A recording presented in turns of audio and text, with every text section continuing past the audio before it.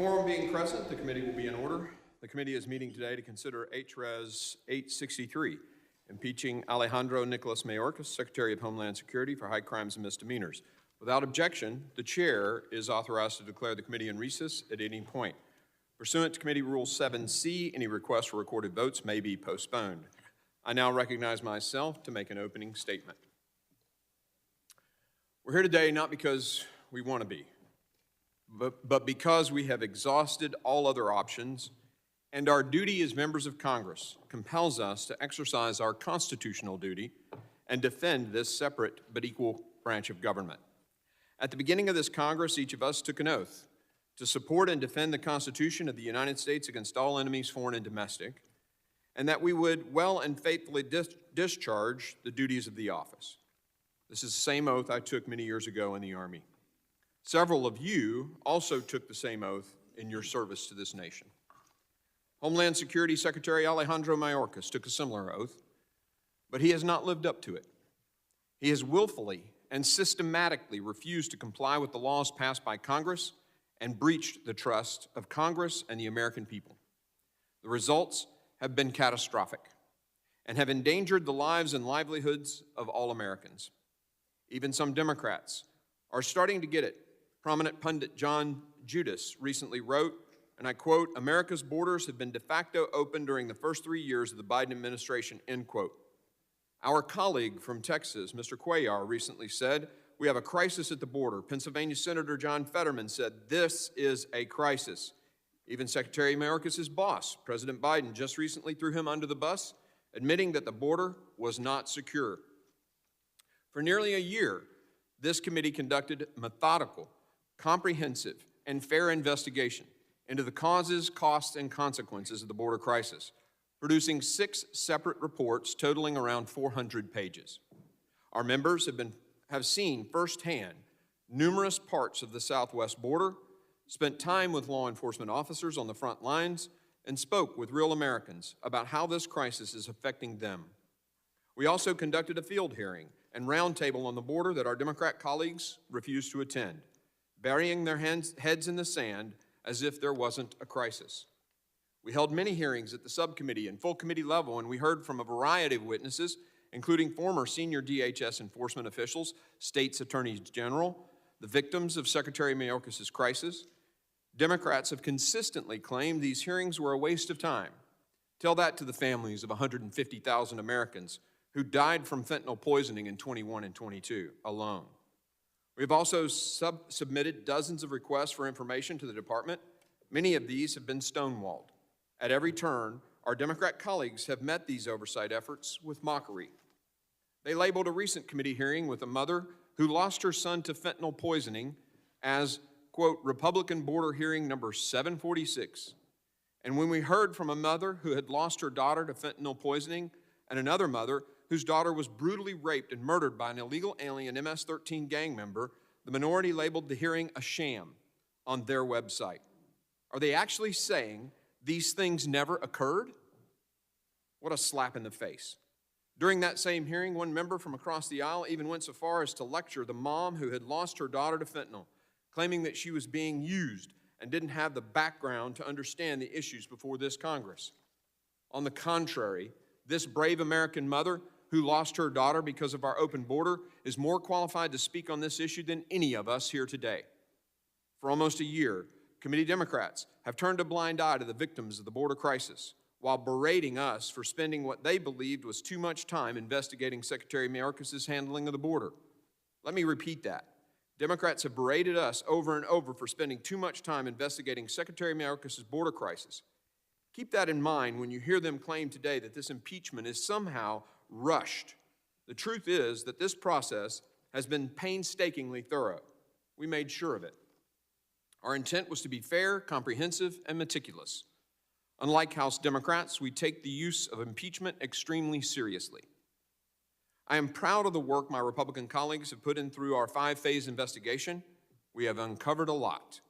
Phase 1 of our investigation documented multiple laws, court orders, and rulings that Secretary Mayorkas disregarded, ignored, or abused, and the dozens of times he has been dishonest with both Congress and the American people.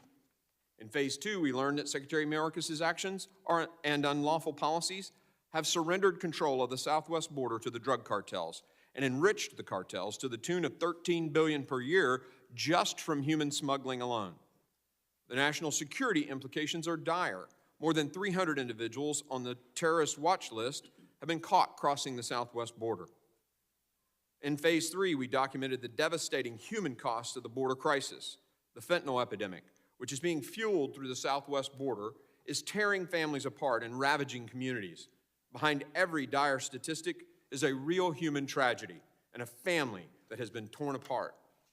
In phase 4, we learned the exorbitant dollar costs of this crisis, including the increased cost to our healthcare system, our law enforcement.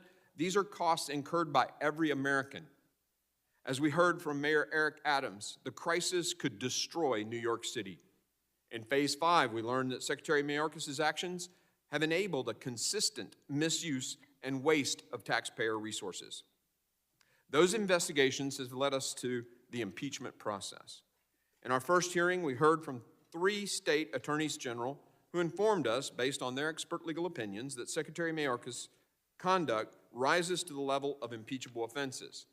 In our second hearing, we heard from 2 victims of this crisis about the deadly consequences of Secretary Mayorkas' open border policies. We also heard from Democrat witnesses in the past 2 hearings, not in their testimony, but from their previous comments during the Trump impeachment, that you don't need a crime to impeach. You need a breach of trust. In your refusal to obey if your refusal to obey the law leads to the death of your fellow Americans, you no longer deserve to keep your job. You're breaking the people's trust. That's why the framers gave Congress the impeachment power, and why, according to James Madison, the father of the Constitution, impeachment can be used to remove those unworthy from office. Secretary Mayorkas is the very type of public official the framers feared, someone who would cast aside the laws passed by a co-equal branch of government, replacing those with his own preferences, hurting his fellow Americans in the process. House Democrats in the 2019 impeachment of President Trump wrote that impeachable offenses were those that, quote, inflicted grave harm on our political order, end quote. Then Judiciary Committee Chairman Jerry Nadler noted during the Senate trial, and I quote, "To the framing generation, moreover, abuse of power was a well-understood offense. It took 2 basic forms. The first occurred when someone exercised power in ways far beyond what the law allowed, or in ways that destroyed checks on their own authority. The second occurred when an official exercised power to obtain an improper personal benefit while ignoring or injuring the national interest," end quote. Chairman Nadler continued, speaking of presidents and by extension executive branch officials, and I quote, "Let me unpack that idea, starting with the first category, conduct clearly inconsistent with the law, including the law of checks and balances. The generation that rebelled against George III knew what absolute power looked like. It was no abstraction to them. They had a different idea in mind when they organized our government. Most significantly, they placed the president under the law, not above it. That means the president may exercise only the powers vested in him by the Constitution. He must also represent the legal limits on the exercise of those powers. A president who egregiously refuses to follow these restrictions by engaging in wrongful conduct may be subject to impeachment for abuse of power," end quote. That was then Democrat Chairman Jerry Nadler. When it comes to Secretary Mayorkas, we are well beyond that point.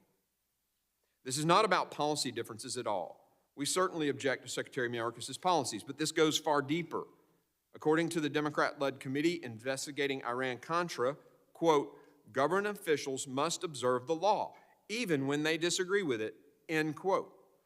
Or when they think that, quote, "Congress is to blame for passing laws that run counter to administration policy," end quote. The case we're dealing with today is that simple. Secretary Mayorkas has put his political preferences above following the law. Honoring our oaths to the Constitution, respecting the framers' intent, and following congressional precedent, including the precedent set by House Democrats, it is therefore our obligation to hold Secretary Mayorkas accountable. Which brings me to today's proceedings. Today is a grave day. We have not approached this day or this process lightly. Secretary Mayorkas' actions have forced our hand. We cannot allow this border crisis to continue. We cannot allow fentanyl to flood across our border, or criminals to waltz in undeterred. And we cannot allow a cabinet secretary with no regard for the separation of powers or the rule of law to remain in office. That is why today we present this committee with the articles of impeachment against Secretary Alejandro Mayorkas. I want to address some claims that you'll no doubt hear from Democrats today, claims that aren't true and are meant only to distract. You'll hear a lot about resources and Border Patrol agents, and let me be clear, House Republicans have consistently voted to substantially increase funding for CBP above the President's requested amount. President Biden's FY24 budget request, a cut to CBP's border security operations, funding by several $100 million. H.R. 2, the border security bill the House passed last year, funds an increase of roughly 3,000 Border Patrol agents, more than double what the White House wants in its supplemental spending package. Even the Washington Post fact-check team gave Democrats 3 Pinocchios for claiming that Republicans attempted to cut funds from our Border Patrol force. The Washington Post, 3 Pinocchios. The resources didn't change from last administration to Secretary Mayorkas. What has changed, as one federal judge pointed out, is that this secretary has turned enforcement of the law on its head, turning our borders into a giant red carpet. That's from a federal judge, the judiciary branch, another branch of government that Secretary Mayorkas has disregarded. We have identified the causes of this crisis and made legislative attempts to address them, yet our efforts deserve to go to Senator Schumer's trash can, said one Democrat member of this committee at our last hearing. Until congressional Democrats put enforcing the law above protecting their political interests, this crisis will continue to rage. Under past presidents of both parties, we didn't have a border crisis of this scale, and what challenges we did have were temporary and resolved utilizing the tools currently available and by following the laws written. We gave Secretary Mayorkas 3 opportunities since August, including for these proceedings, to defend his record in person. Each time he delayed and evaded. We even offered to accept written testimony from him in connection with our last hearing, a request he took us up on at 4:48 this morning, 4:48 a.m. this morning. This 11th hour response demonstrates the lack of seriousness with which Secretary Mayorkas views his responsibilities. And of course, I'll repeat again, that part of the reason we are here is because on November 13th, 2023, 201 Democrats, including 13 Democrats sitting here today, voted to refer articles of impeachment to our committee. Every Democrat on the floor that night voted to do so. You don't get to vote for something and then cry foul when it happens. No Democrat has a right to complain about the process without admitting they regret that vote. So today, we will mark up 2 articles of impeachment: willful and systemic refusal to comply with the law and breach of public trust. Again, we're here because our oath and duty compel us to be here. The actions and decisions of Secretary Mayorkas have left us with no other option than to proceed with articles of impeachment. To quote Madison once again, perhaps the greatest danger of abuse in the executive power lies in the improper continuance of bad men in office, end quote. We cannot allow this man to remain in office any longer. The time for accountability is now. I now recognize the ranking member to make an opening statement. Thank you very much, Mr. Chairman.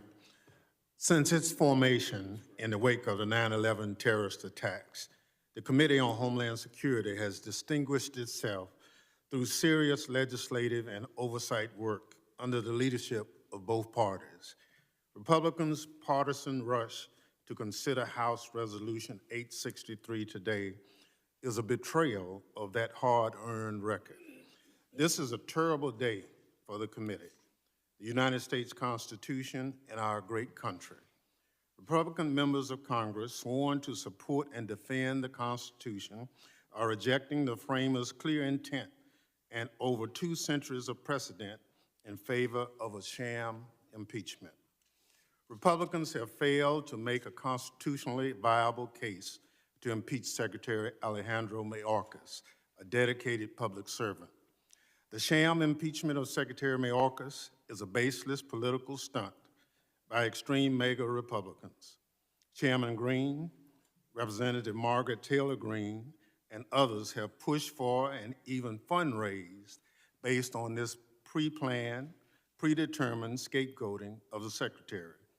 In a process akin to throwing spaghetti at the wall and seeing what sticks, Republicans have cooked up vague, unprecedented grounds to impeach Secretary Mayorkas' refusal to follow the law and a breach of public trust. Neither of the impeachment charges the committee will consider today are a high crime and misdemeanor under Article 2 of the Constitution. No serious person believes they are. Refusal to follow the law or maladministration was deliberately rejected by the framers as grounds for impeachment. Indeed, no official in American history has ever been convicted after impeachment for refusal to follow the law. These disputes are settled in the court system, not through impeachment. Apparently, Republicans are upset they lost in court and are trying to relitigate their cases through impeachment. The Constitution does not allow that. Breach of public trust requires conduct intended to serve an official's own benefit or the benefit of a foreign power.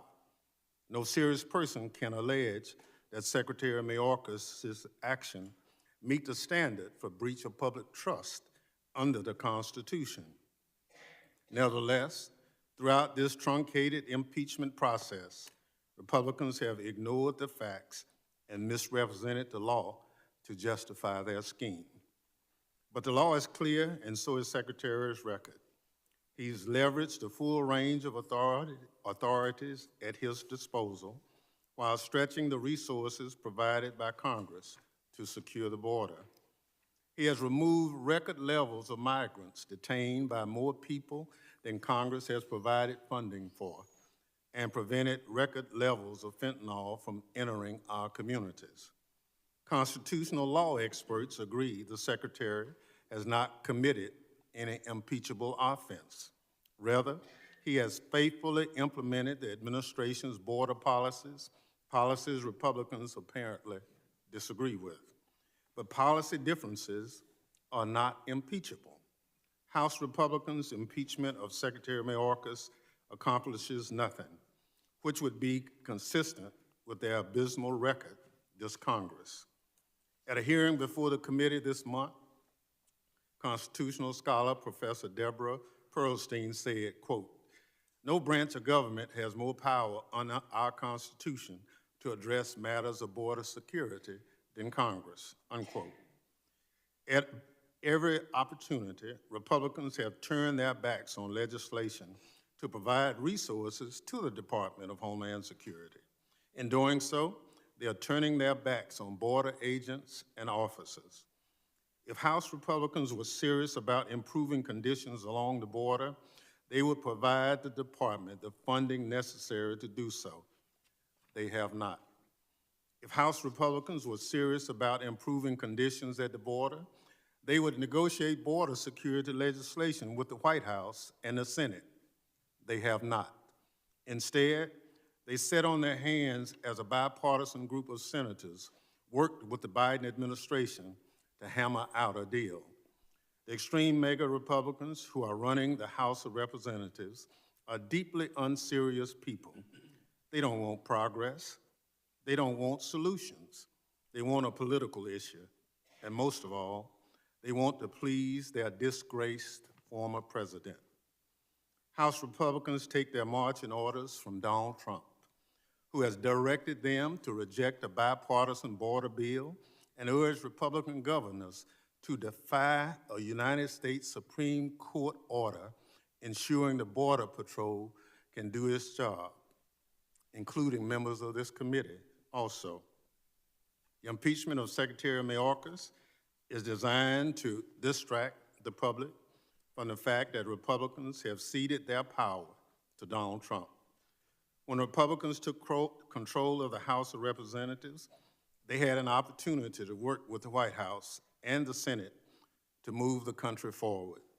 Instead, they have been consumed by petty infighting during multiple speaker contests unenforced crisis over government shutdowns and futile political exercises like impeachment to satisfy the extreme MAGA base.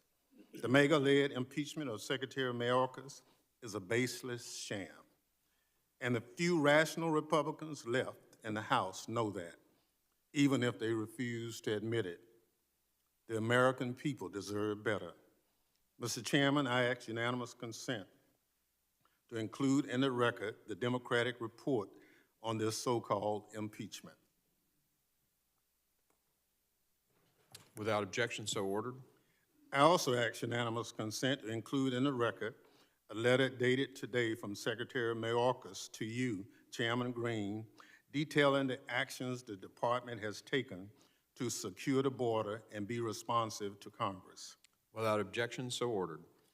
Mr. Chairman, history will judge what Republicans are doing here today, and it won't be favorably. This impeachment scheme is a dangerous attempt by House Republicans to distort the Constitution and the Secretary's record to cover up their inability and unwillingness to work with Democrats for the betterment of our constituents. Our service to this country demands that we be passionate in our beliefs and practical in our actions. The strength of our nation is rooted in our commitment to democratic principles and our willingness to set partisan differences aside to protect them. There are few better examples than former Republican Secretary Michael Chertoff, who cautioned this week that impeaching Secretary Mayorkas over policy differences would damage the Constitution. He wisely observed, quote, "Our nation is at its best when our leaders work together to confront the seemingly intractable. The situation at our border and our national security demand such bipartisan collaboration," unquote.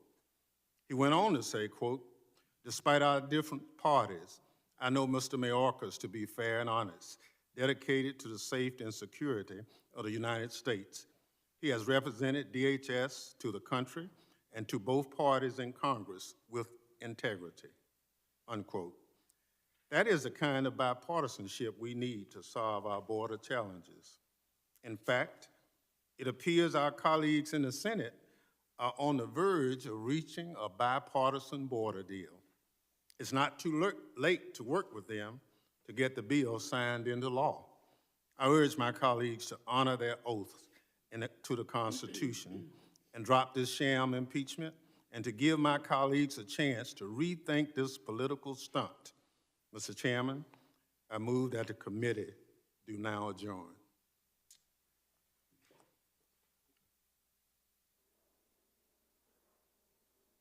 The gentleman's motion is privileged and non-debatable. The question is now occurs on the gentleman's motion.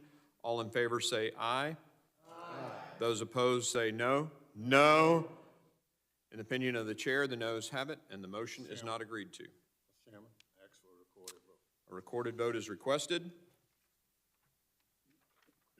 The clerk will call the roll. Mr. McCall. No. Mr. McCall votes no. Mr. Higgins. No. Mr. Higgins votes no. Mr. Guest. No. Mr. Guest votes no. Mr. Bishop. No. Mr. Bishop votes no. Mr. Jimenez. No. Mr. Jimenez votes no. Mr. Pfluger. No. Mr. Pfluger votes no. Mr. Garbarino. No. Mr. Garbarino votes no. Ms. Green of Georgia. No. Ms. Green votes no. Mr. Gonzalez. No. Mr. Gonzalez votes no. Mr. LaLota. No. Mr. LaLota votes no. Mr. Ezell. No. Mr. Ezell votes no. Mr. D'Esposito. No. Mr. D'Esposito votes no. Ms. Lee. No. Ms. Lee votes no. Mr. Luttrell. No. Mr. Luttrell votes no. Mr. Strong. No. Mr. Strong votes no. Mr. Burkeen. No. Mr. Burkeen votes no. Mr. Crane. Mr. Crane votes no. Ranking Member Thompson. Aye. Ranking Member Thompson votes aye. Ms. Jackson Lee. Aye. Ms. Jackson Lee votes aye. Mr. Payne. Aye. Mr. Payne votes aye. Mr. Swalwell. Mr. Correa. Aye. Mr. Correa votes aye. Mr. Carter. Aye. Mr. Carter votes aye. Mr. Tanadar. Aye. Mr. Tanadar votes aye. Mr. Magaziner. Aye. Mr. Magaziner votes aye. Mr. Ivy. Aye. Mr. Ivy votes aye. Mr. Goldman. Aye. Mr. Goldman votes aye. Mr. Garcia. Mr. Garcia votes nay. Mrs. Ramirez. Mrs. Ramirez votes aye. Mr. Menendez. Mr. Menendez votes aye. Ms. Clark. Ms. Clark votes aye. Ms. Titus. Ms. Titus votes aye. How am I recorded? You are not recorded. The chair votes no. Chairman Green votes no. How is Mr. Garcia recorded? Mr. Garcia is recorded as having voted no. Mr. Garcia votes aye.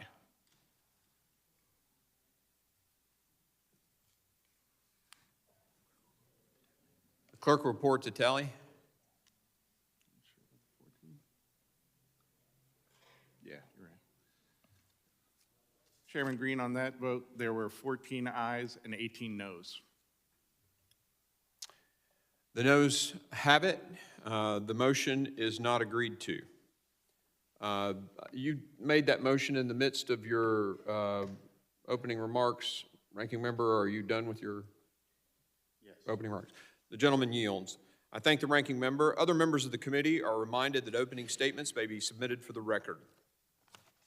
Pursuant to notice, I now call up House Resolution 863. The resolution was circulated in advance and printed copies are available. The clerk shall designate the resolution. H.Res. 863, impeaching Alejandro Nicholas Mayorkas, Secretary of Homeland Security for high crimes and misdemeanors. Without objection, the first reading of the resolution is dispensed with. Mr. Chairman, Ranking member, for what purpose? I object to dispensing with the first reading of the bill.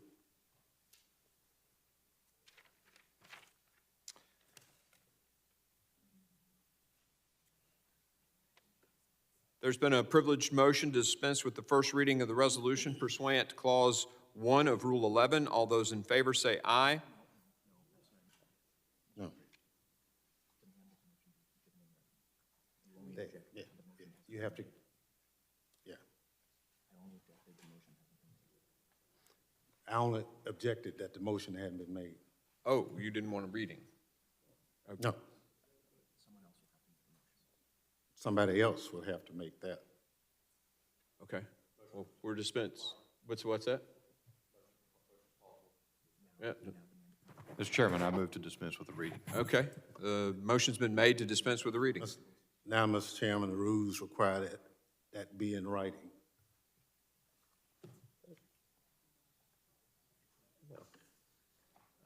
There seems to be some parliamentary disagreement on whether or not that is required in writing.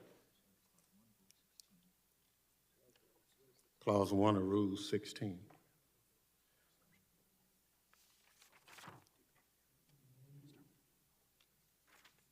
Do this. So, again, a privileged motion to dispense with the first reading of the resolution pursuant to Clause 1 of Rule 11 has been made. All those in favor say aye. No. All those opposed, no.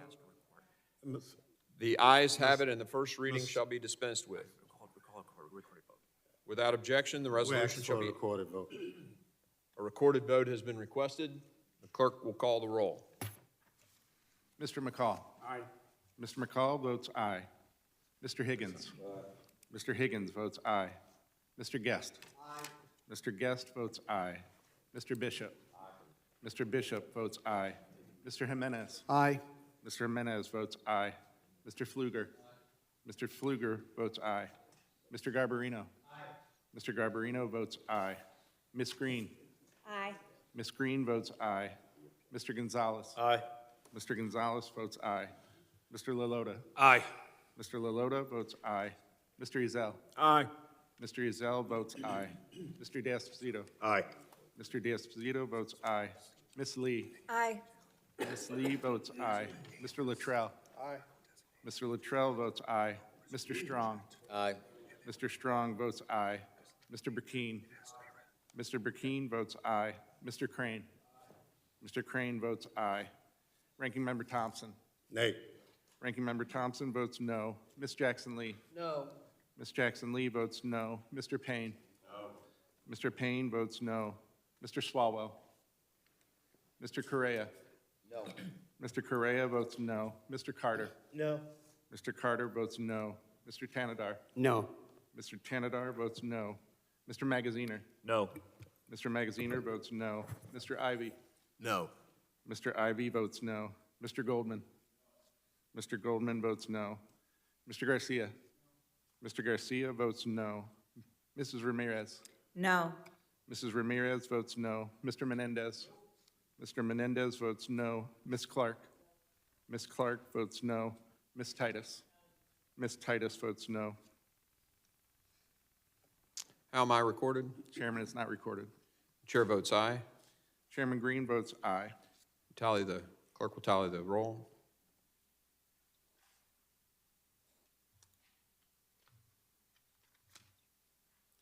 On that vote, Mr. Chairman, there were 18 ayes and 14 noes. The ayes have it, and the reading of the resolution is dispensed with. And it is considered read and open to amendment at any point. I now recognize myself. Mr. Chairman. For what purposes gentlemen seek recognition? Mr. Chairman, I ask unanimous consent to include in the record the text of Rule 1, Article 16, that members must reduce to writing any motion.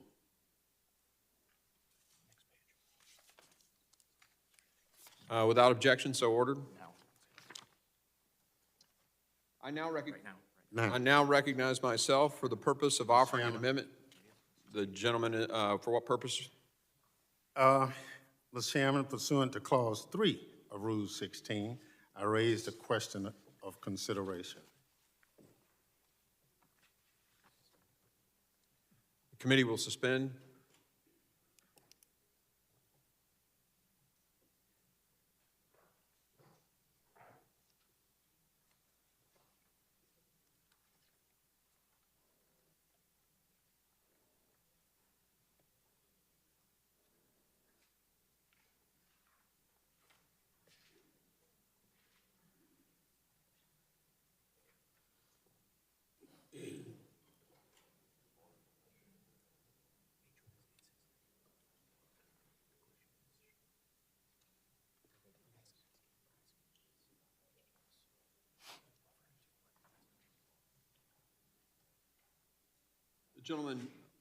The gentleman, what is your question relating to? In terms of having the I raised the question of consideration. right, I raised the question of consideration. Will the committee consider the bill? Will the committee consider the bill?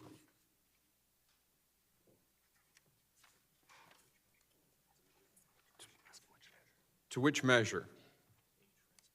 H-Res 863.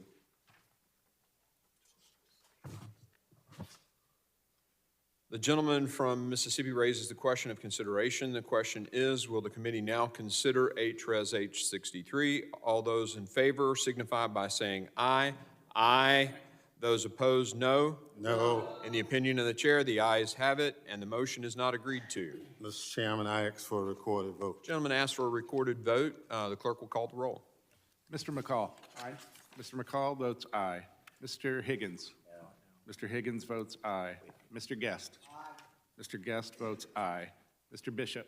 Aye. Mr. Bishop votes aye. Mr. Jimenez. Aye. Mr. Jimenez votes aye. Mr. Pfluger. Mr. Pfluger votes aye. Mr. Garbarino. Aye. Mr. Garbarino votes aye. Ms. Green. Aye. Ms. Green votes aye. Mr. Gonzalez. Aye. Mr. Gonzalez votes aye. Mr. Lalota. Mr. Ezell. Mr. Ezell votes aye. Mr. D'Esposito. Mr. D'Esposito votes aye. Ms. Lee. Ms. Lee votes aye. Mr. Luttrell. Mr. Luttrell votes aye. Mr. Strong. Aye. Mr. Strong votes aye. Mr. Burkeen. Aye. Mr. Burkeen votes aye. Mr. Crane. Mr. Crane votes aye. Ranking Member Thompson. Nay. Ranking Member Thompson votes no. Ms. Jackson Lee. No. Ms. Jackson Lee votes no. Mr. Payne. No. Mr. Payne votes no. Mr. Swalwell. Mr. Correa. Mr. Correa votes no. Mr. Carter. Mr. Carter votes no. Mr. Tanadar. No. Mr. Tanadar votes no. Mr. Magaziner. Mr. Magaziner votes no. Mr. Ivy. No. Mr. Ivy votes no. Mr. Goldman. No. Mr. Goldman votes no. Mr. Garcia. Mr. Garcia votes no. Mrs. Ramirez. No. Mrs. Ramirez votes no. Mr. Menendez. Mr. Menendez votes no. Ms. Clark. Ms. Clark votes no. Ms. Titus. Ms. Titus votes no. How am I recorded? Or how is Mr. Lalota recorded? Mr. Lalota is not recorded. I vote yes. Mr. Lalota votes aye. How is the chair recorded? The chair is not recorded. Chair votes aye. Chairman Green votes aye. Please, the clerk will tally the roll. On that vote, Mr. Chairman, there were 18 ayes and 14 noes. The motion is agreed to. I now recognize myself for the purpose of offering an amendment in the nature of a substitute. The clerk will report the amendment in the nature of the substitute. Point of order. What purpose are you recognized? Mr. Chairman, I raise a point of order against the amendment in the nature of a substitute. Clause 7 of Rule 16 states that no motion or proposition on a subject different from that under consideration shall be admitted under color of amendment. During this committee's June 14, 2023 hearing, Mr. Chairman, you said, quote, "But immigration is not our committee. We don't get to solve the immigration problems," end quote.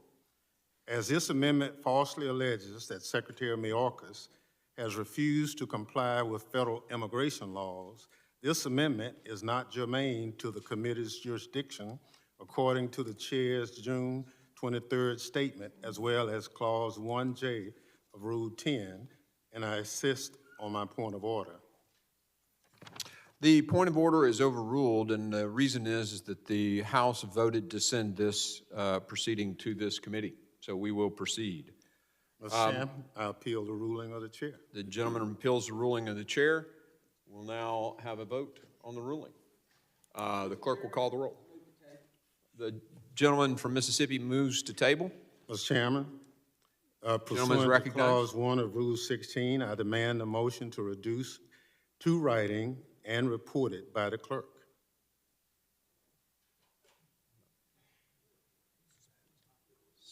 The committee will suspend.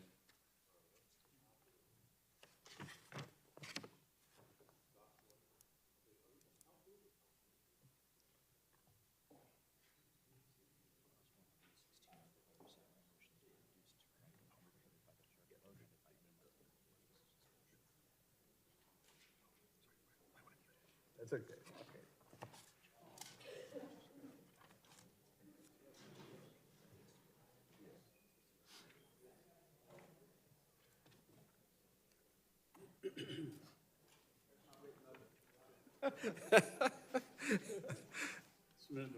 Submitted for the record.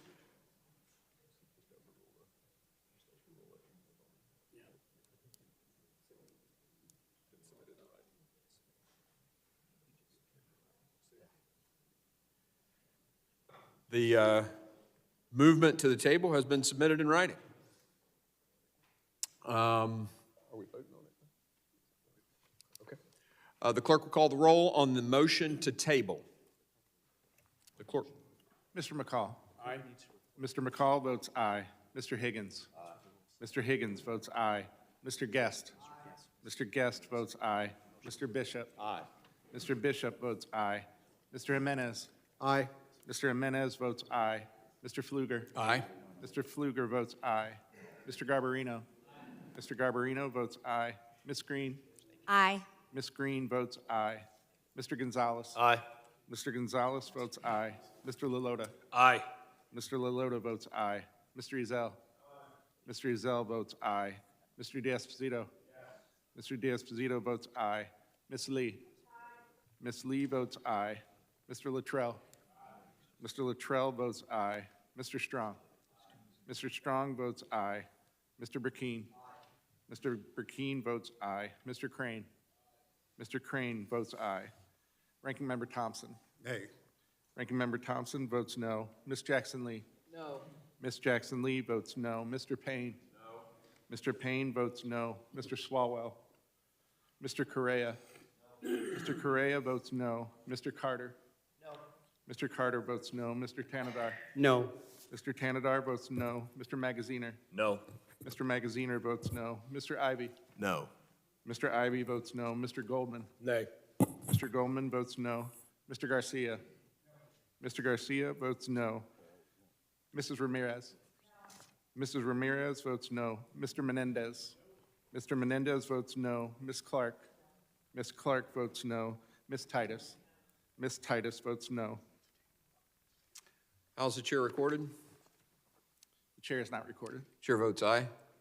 Clerk Chairman will tally- Green votes aye. Clerk will tally the report, the tally. On that vote, Mr. Chairman, there were 18 ayes and 14 noes. The tabling motion stands, and the motion is moved to the table. Without objection, the clerk will report the amendment in nature of a substitute. An amendment in the nature of a substitute to H.Res. 863 offered by Mr. Green of Tennessee. Without objection, the reading is dispensed with. I now recognize myself to explain the amendment in nature of a substitute. This amendment is in the nature of a substitute, expands on the underlying resolution by including 2 articles of impeachment. Article 1 relates to Secretary Mayorkas' willful and systemic refusal to comply with the law, and Article 2 relates to his breach of public trust. The amendment in the nature of a substitute also includes updated figures regarding illegal border crossings and other statistics. With that, I yield. Is there any further discussion on the amendment in the nature of a substitute?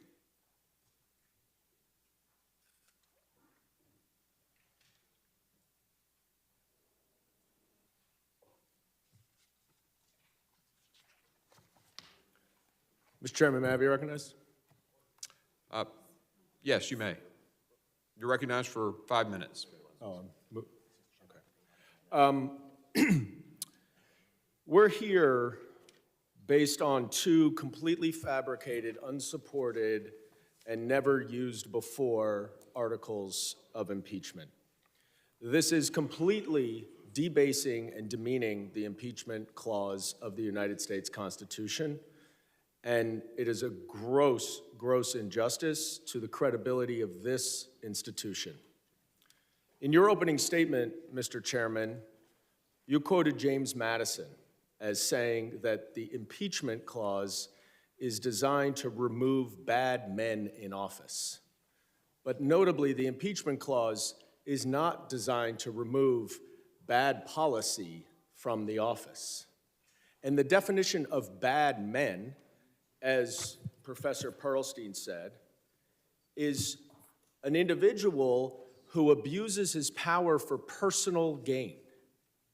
It has never, ever, there's never been an impeachment in the history of the United States where someone has been impeached for something other than the abuse of power for purposes outside of his official duties. That is for elections, and that is for legislation. This, on the other hand, is an impeachment process that you are moving forward because you claim that Secretary Mayorkas, who's obviously working under the direction of President Biden, is failing to secure the border. The irony of the fact that Secretary Mayorkas has spent the last 2 months plus with a bipartisan group of senators negotiating legislation that would address the problems at the border should not be lost on anyone. You are sitting here right now trying to impeach a Secretary of Homeland Security for neglecting his duties literally while he is trying to perform his duties and negotiate legislation. Now, the real reason we are here, as we all know, is because Donald Trump wants to run on immigration as his #1 issue in the November 2024 election. And you don't have to take my word for it, because he said it himself. And last week, numerous Republicans echoed his call. Why would we actually solve the problems at the border when it is such a good political message to use for the election? And Leader McConnell even reiterated in a closed-door meeting of the Republican members of the Senate that we're in a quandary, he said, because our candidate wants to run on immigration, and we don't want to get in the way of our candidate. Now, I know this weekend I saw Chairman McCall on TV and others, and you're changing your tune now because you said the quiet part out loud that this is all about politics, and so now it's, oh no, the president can do it without legislation. Never mind that you've been calling for H.R. 2 this entire Congress. No, now it's he can do it himself. Well, he's tried to do it himself. He's tried. He's passed numerous policies that would have streamlined the asylum process through ports of entry where migrants are vetted, that would have presumptively made ineligible anyone trying to cross the border in between ports of entry, and would have done a number of different things to address the problems. Republicans went to court to sue him, to stop him from implementing the policies to address the border. So your own party is sabotaging and undermining this administration's efforts to address the border while you are trying to impeach him by saying that they're not addressing the border. The hypocrisy is the least of it. Your attack on the rule of law and our democracy is the worst of it. And you better be careful about the bed that you make. I yield back. The gentleman yields, and I appreciate the gentleman keeping his remarks within the 5 minutes because the day is going to be long. We're not going to do the typical over 5 minutes if you're continuing a thought. So keep your comments to 5 minutes, please. I now recognize myself for 5 minutes. I'd like to specifically talk about the Supreme Court's ruling, the United States versus Texas. President Biden's appointed Solicitor General, Elizabeth Prelogar, made a stunning claim asserting that no state, individual, or business has standing to challenge an administration's decision to, as a blanket matter, not enforce any particular law. When pressed by Justice Brett Kavanaugh if states and individuals were precluded from challenging this lack of enforcement, the president's own Solicitor General responded, "That is correct, but the framers intended political checks in the circumstances. Congress has tools at its disposal." Justice Kavanaugh responded, "I think your position is, instead of judicial review, Congress has to resort to impeachment or dramatic steps in the face of such defiance of the laws passed by Congress." Prelogar's rejoinder was that in the face of dramatic abdication of statutory responsibility by the executive branch, such steps would be warranted. In other words, if the Biden administration's own legal position, it is the Biden administration's own legal position before the Supreme Court that impeachment is proper remedy for dramatic abdication of statutory responsibility. Meaning, if a secretary is not adhering to the laws passed by Congress, the only recourse, because the states now don't have standing, is for the Congress to impeach. That is the rulings of the Supreme Court and the argument brought forward by President Biden's own Solicitor General. Will the gentleman yield on that point? I'll finish and then you can be recognized, Mr. Ivey. I think it's pretty clear that in that Supreme Court ruling, the state wasn't given standing. Now, the Supreme Court did not rule on whether or not the gentleman, the secretary, was adhering to the laws or not, but the discussion was about what do you do when they're not? And the conclusion of the court in the majority opinion was, both by Alito and Kavanaugh, impeachment and actions of the Congress are the only place for recourse of a situation like that. That's why we're where we are today. We have a secretary who has, the law is very clear, shall detain. It doesn't say create policies to allow for people to immediately be released in the country. It says shall detain. And that was not done. In fact, systems were created to do just the opposite of that. That is a violation of the Immigration and Nationality Act. It's actually willful and systemic. And when courts ruled you can't do that, he just repackaged it and continued to do just that.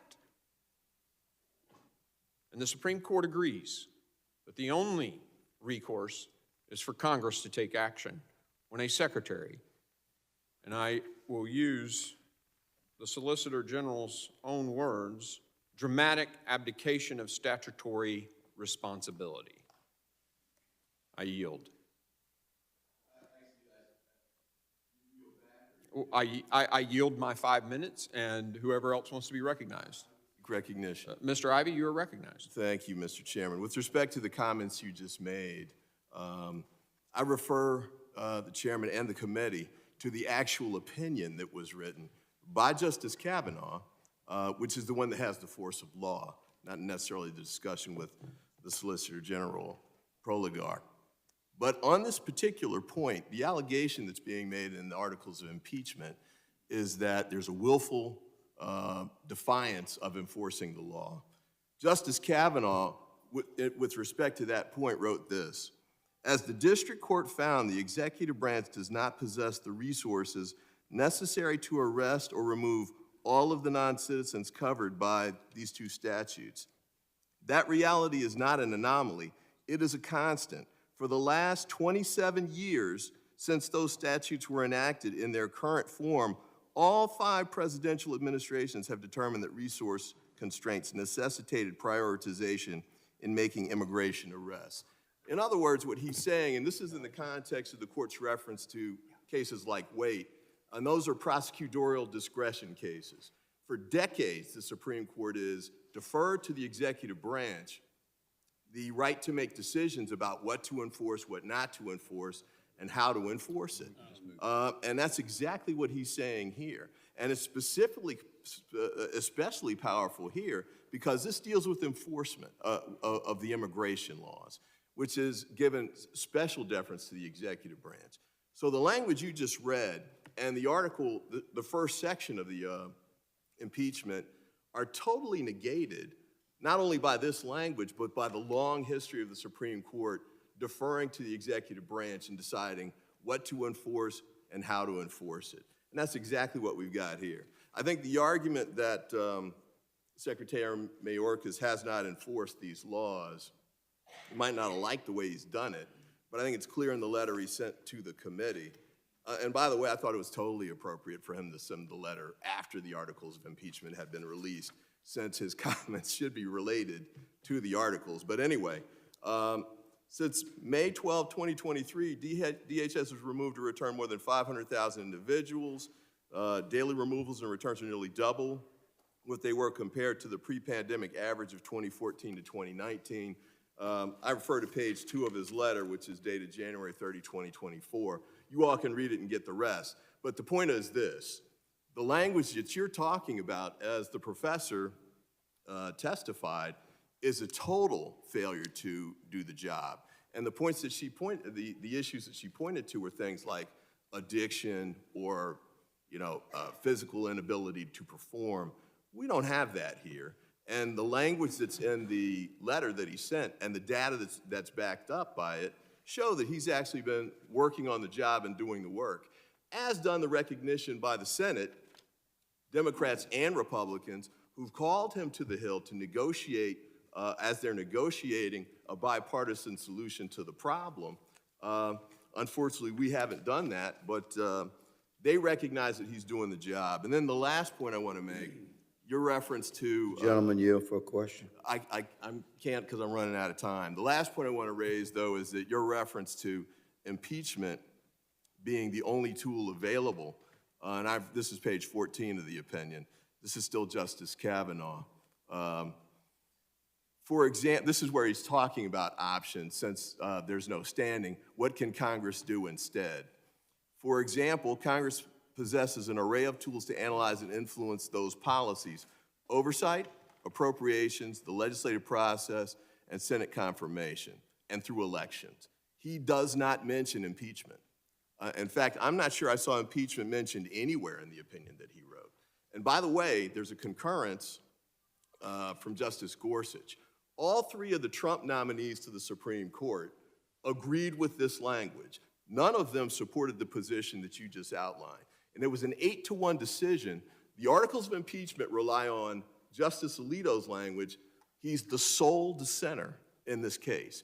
So just based on the constitutional law as explained by the Supreme Court in the case that you cited in the article cite, it comes out exactly the opposite and undermines the claims that somebody could be impeached in the executive branch for following executive authority that the Supreme Court recognizes as theirs, especially in immigration cases, and that's been true for decade after decade. I yield back.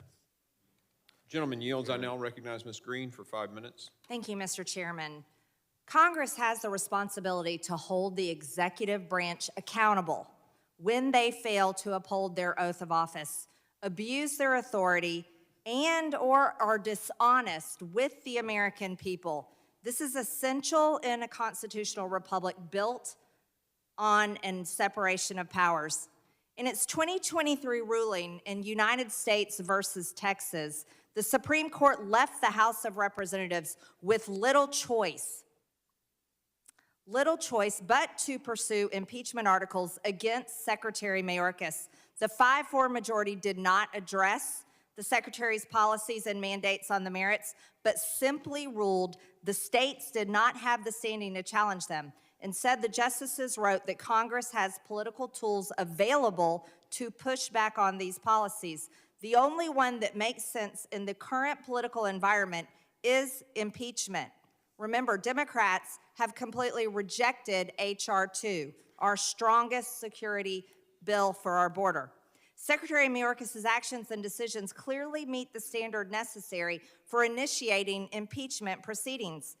This historical evidence is overwhelming that the Founding Fathers intended impeachment to be used to deal with the commission of indictable crimes and the abuse of power, corruption, and injury to the nation caused by public officials, among others.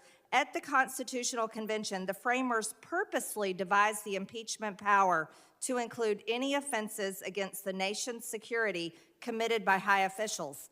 Stephen Bradbury, former principal deputy and acting assistant attorney general for the Office of Legal Counsel at the Department of Justice, there is a settled understanding beyond dispute that impeachable offenses include both prosecutable crimes and all manner of gross misconduct in office that does serious harm to the U.S. political system or the U.S. constitutional order.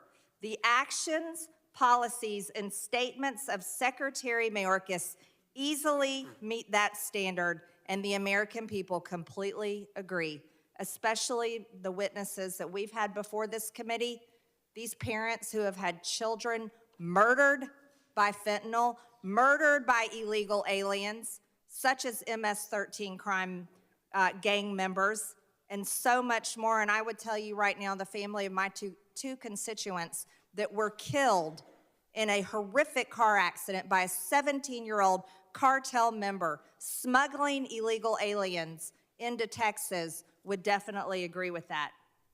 Secretary Mayorkas must be impeached for his failure to uphold his oath of office and for willfully breaking federal immigration laws. Mr. Chairman, I yield back my time. Gentlelady yields. I now recognize Mr. Garcia for 5 minutes of comment on the amendment in the nature of the substitute. Well, thank you, Mr. Chairman, and we should certainly, I think, be embarrassed to be here today. This is a complete sham impeachment. I also like to point out that the previous speaker on this committee has been spending a lot of her time actually fundraising off of this impeachment effort, and so the fact that she's posturing to taking it seriously, I think, is quite a joke as well. Now, in this Congress, which is the least productive that we've had, as we all know, since the 1930s, we've only passed 23 laws, and most of those, of course, have been generally terrible laws.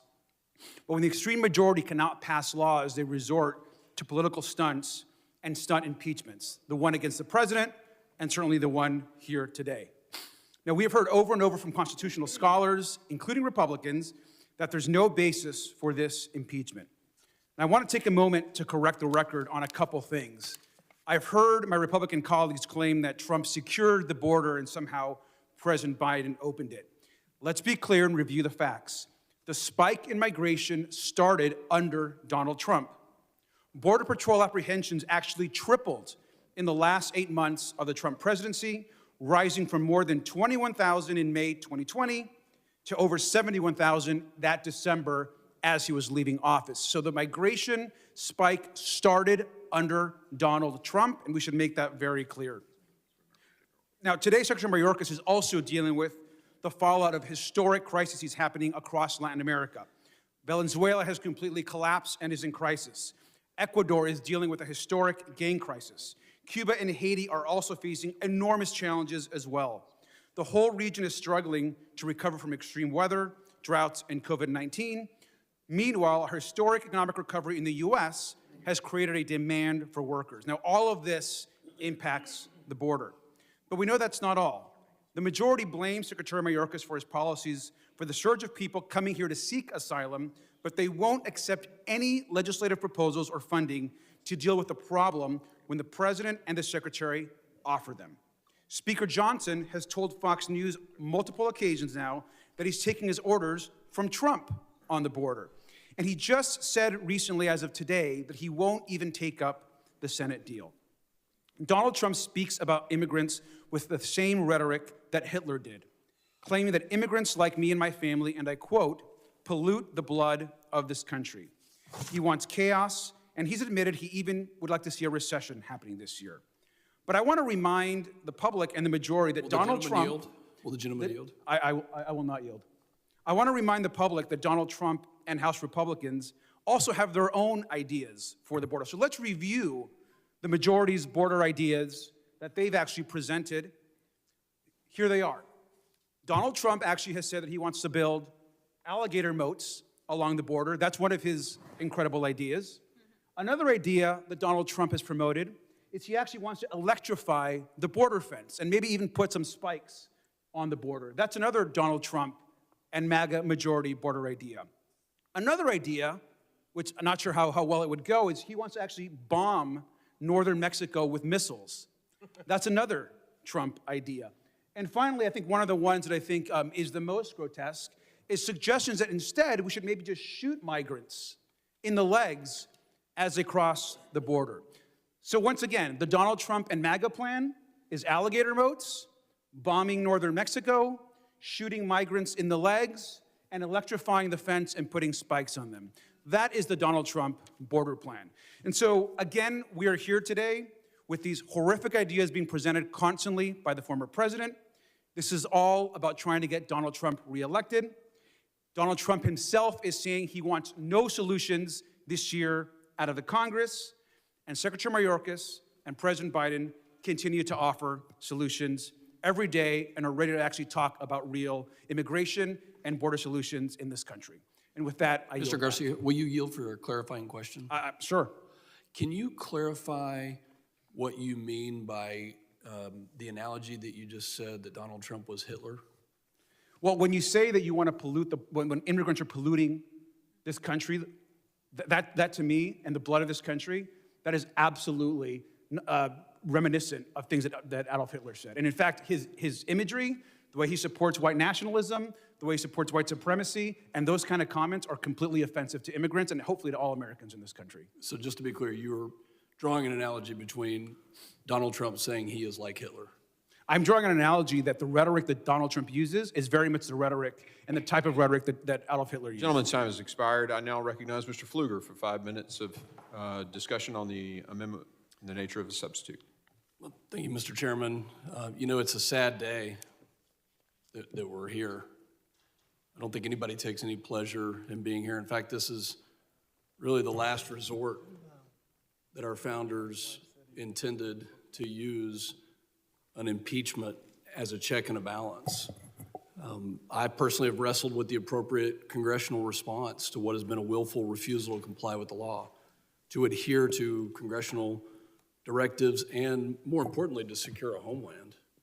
The failure to secure the border has been so significant, so catastrophic, so egregious that Congress must now use its power to provide accountability. And we must be the check and the balance against such an extremely egregious breach of the public trust.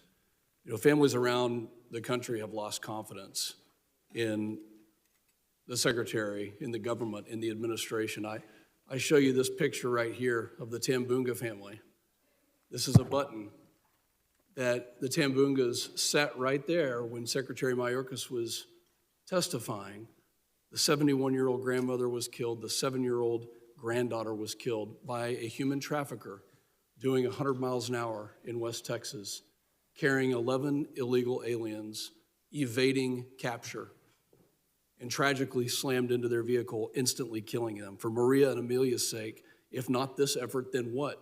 She sat, the daughter of Maria sat with Secretary Mayorkas and said, this is not political, we want you to secure the border, and yet nothing has been done. We passed H.R. 2 in May of last year. When you go to the border, when you talk to Border Patrol, when you talk to ICE agents, what they tell you is that there are no consequences.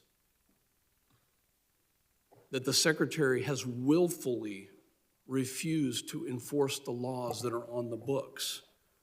And I asked rhetorically to the other side, if not this effort, then how do you hold accountability? Do you think that this has been a success?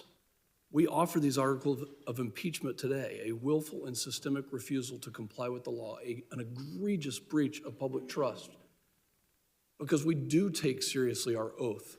We do take seriously the check and the balance. There's been 3 years that the other side has had to make a change, and they haven't. And this is the last resort, which is why this is a sad day. The other side is going to say this is policy difference. No, it's not. These are not policy differences. This is a debate. This is not a debate about taxes or spending. This is a debate about following the law, which the executive branch should be doing, and yet they're not. Do you remember the 53 people that were killed in a tractor trailer south of San Antonio in July of last year? They were locked up. A smuggler left them to rot and perish in a tractor trailer. That's what this is about. The Secretary has done nothing, has absolutely done nothing to make our country more secure. He has weakened us in every single case. Will the gentleman yield for a quick question? Just a couple of weeks ago, Secretary Mayorkas sat right there next to Director Wray, and I asked a question of the 300 people who have matched the terror watch list. Director Wray, are there still people at large in this country that you know match the terror watch list, but you don't know where they are? Director Wray answered, yes, there are people still at large that match the terror watch list. Secretary Mayorkas, I asked him, do you have a policy to detain people that match the terror watch list? And he would not answer in the affirmative. That's why we're here today, because he has willfully refused time and time again to enforce the laws on the books. We've given many solutions. The Senate hasn't taken them up. It's this type of behavior that brings us here. Will the gentleman yield This for is a an question? extreme position. Will the gentleman yield Position- for a question? No, I will not. My silence to you was the answer. The extreme position is that of my colleague completely disregarding a mother who was here just a few weeks ago that lost her kids to fentanyl. That's why we're here. I've got to think that on this other side of the aisle, that you think that this is a complete and utter failure to secure the homeland. That's why Republicans are here, and I hope that you will join in calling it out and doing the right thing. Mr. Chairman, I yield back. Gentleman yields. I now recognize Mr. Magaziner for 5 minutes on the amendment in the nature of the substitute. Thank you, Chair. You know, we are here with real challenges at the southern border, and I wish that we were working on them together to solve them. But instead, my Republican colleagues are too focused on playing political games and not focused on working together to find solutions. Here's a quote from this morning from Punchbowl News. "The impeachment fight again puts front and center House Republicans' unyielding appetite for political drama over actual legislating." I think that sums it up pretty well. There is no constitutional basis to impeach Secretary Mayorkas. The Constitution is very specific. It states that the grounds for impeachment are treason, bribery, or other high crimes and misdemeanors. There's no treason alleged or mentioned in these articles, no bribery alleged or mentioned in these articles, and no high crimes or misdemeanors either. House Republicans are playing politics instead of working together to find real solutions. If we were working together to find solutions for the border, we could be voting today on President Biden's request for more funding for the border. His request, which would add 1,300 Border Patrol officers and 1,600 CBP officers. We could be working with the Senate to develop policies to address our immigration challenges. But instead, we are wasting our time on impeachment because securing the border is not a priority for House Republicans. Donald Trump's 2024 campaign is their priority. And you know it from the way that this debate has shifted over the last year. Originally, House Republicans were saying, we won't give a cent to Ukraine unless there's funding for the border too. The administration said, okay, and proposed $14 billion of funding for the border. And then House Republicans said, well, no, it's not money, we need policy changes. And the administration said, okay, and has been working with the Senate on policy changes. And now House Republicans just in the last few days have said, no, we don't want policy changes, we don't want money, we don't know what we want to beat Joe Biden in 2024. They keep changing their story about what they want because what they want is the political drama and not the solutions. The real truth here is that the President and the Secretary have taken steps to secure our borders despite House Republicans' attempts to obstruct them every step of the way. So there's two impeachment articles that we are being asked to consider today. And I want to make sure that everyone understands what these articles actually say. The first one says in a nutshell that the Secretary has refused to comply with the law because some of the migrants he has apprehended at the border have been released from detention while they are waiting for their claims to be heard. That's the argument of Impeachment Article 1 in a nutshell, that he's refusing to follow the law because he's releasing a portion of the migrants into the country while they're waiting for their claims to be heard. Every administration has done this. Every administration has released migrants while they are waiting for their hearings. No administration has kept 100% of the migrants in detention because they did not have the resources to do so. Justice Kavanaugh said that in his opinion for the majority of the court. In fact, in the last 2 years of the Trump administration, I want to listen to this. In the last 2 years of the Trump administration, 52% of the migrants encountered at the southern border were released into the United States while awaiting their hearings. That is a higher percentage than during the Biden administration. The Biden administration has detained migrants coming across the border at approximately an 80% rate, which is the same as under the Trump administration. So Article 1 is trying to impeach the Secretary for doing what every administration before him has done, releasing a portion of the migrants, and in fact a similar percentage as the Trump administration, while they are waiting for their hearings, not because he wants to, but because Congress has failed to give the resources to do it, to detain them. Congress has failed to provide the resources, not just in this Congress, but over the last 20 plus years. And so that is why the Secretary has exercised his discretion, just as all of his predecessors have done. And the second article alleges that the Secretary lied to Congress, but doesn't actually say any fact or figure that he allegedly lied about. It uses words like secure, he said the border was secure, he said operational control, phrases which can be interpreted differently by different people. The case here is so thin on constitutional grounds that it's laughable. And what's really tragic is that this is wasted time that we could be spending to work together to actually fix the problem, as the administration is trying to do, as the Senate is trying to do.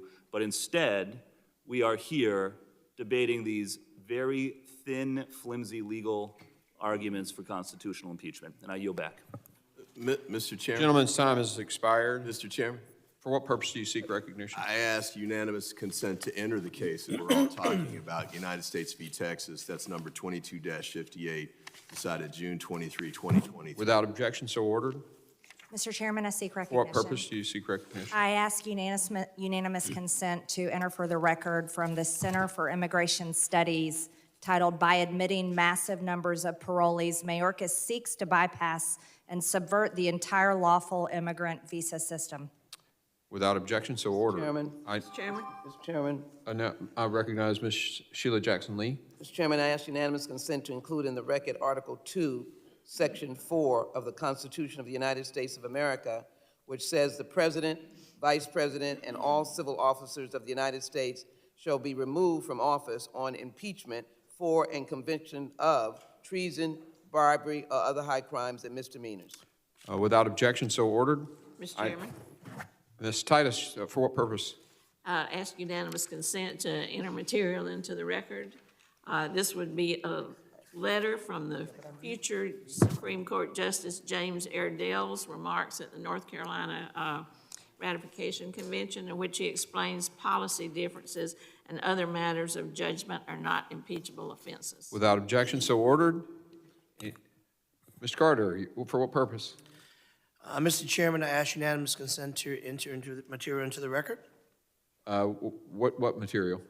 Mr. Chairman, I ask that unanimous consent include the record bipartisan letter from 25 of the top constitutional law experts in this country to Speaker Johnson and Chairman Green, explaining in no uncertain words that, quote, an impeachment of Secretary Mayorkas would be utterly unjustified as a matter of constitutional law. Without objection, so ordered.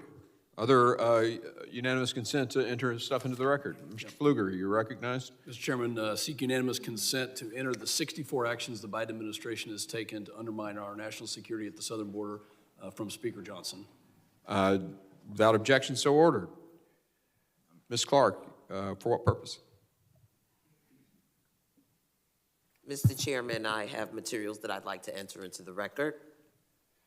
I ask for unanimous consent, and this is a record from a CNN article.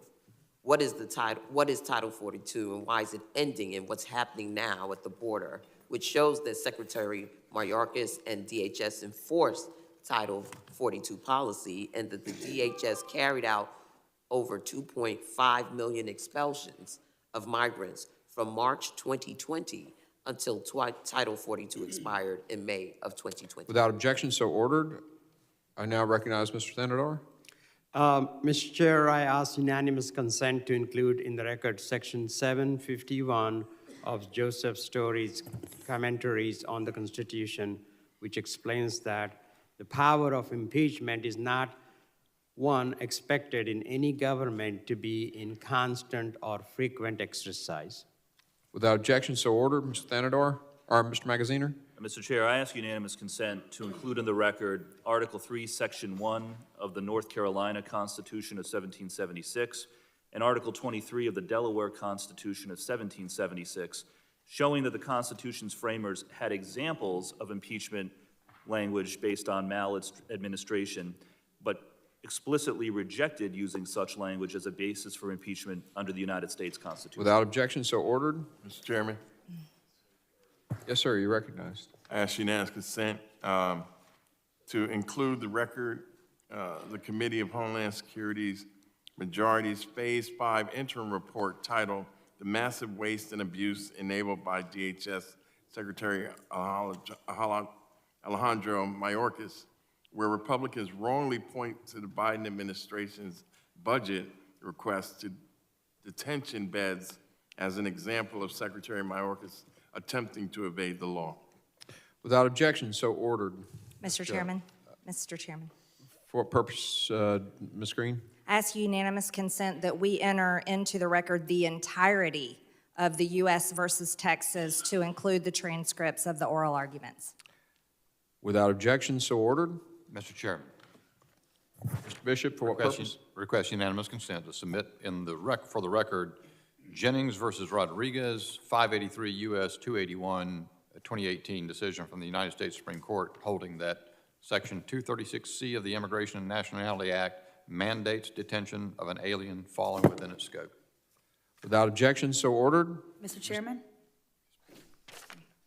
Mr. Mayorkas. I ask unanimous consent to include in the record a memo from Secretary Alejandro Mayorkas, and it's titled Guidelines for the Enforcement of Civil Immigration Law, which shows that Secretary Mayorkas is following the law when it comes to immigration enforcement activities. Without objection, so ordered. Mr. Strong, for what purpose? Mr. Chairman, I ask for unanimous consent to enter into the record a letter dated January the 17th, 2024.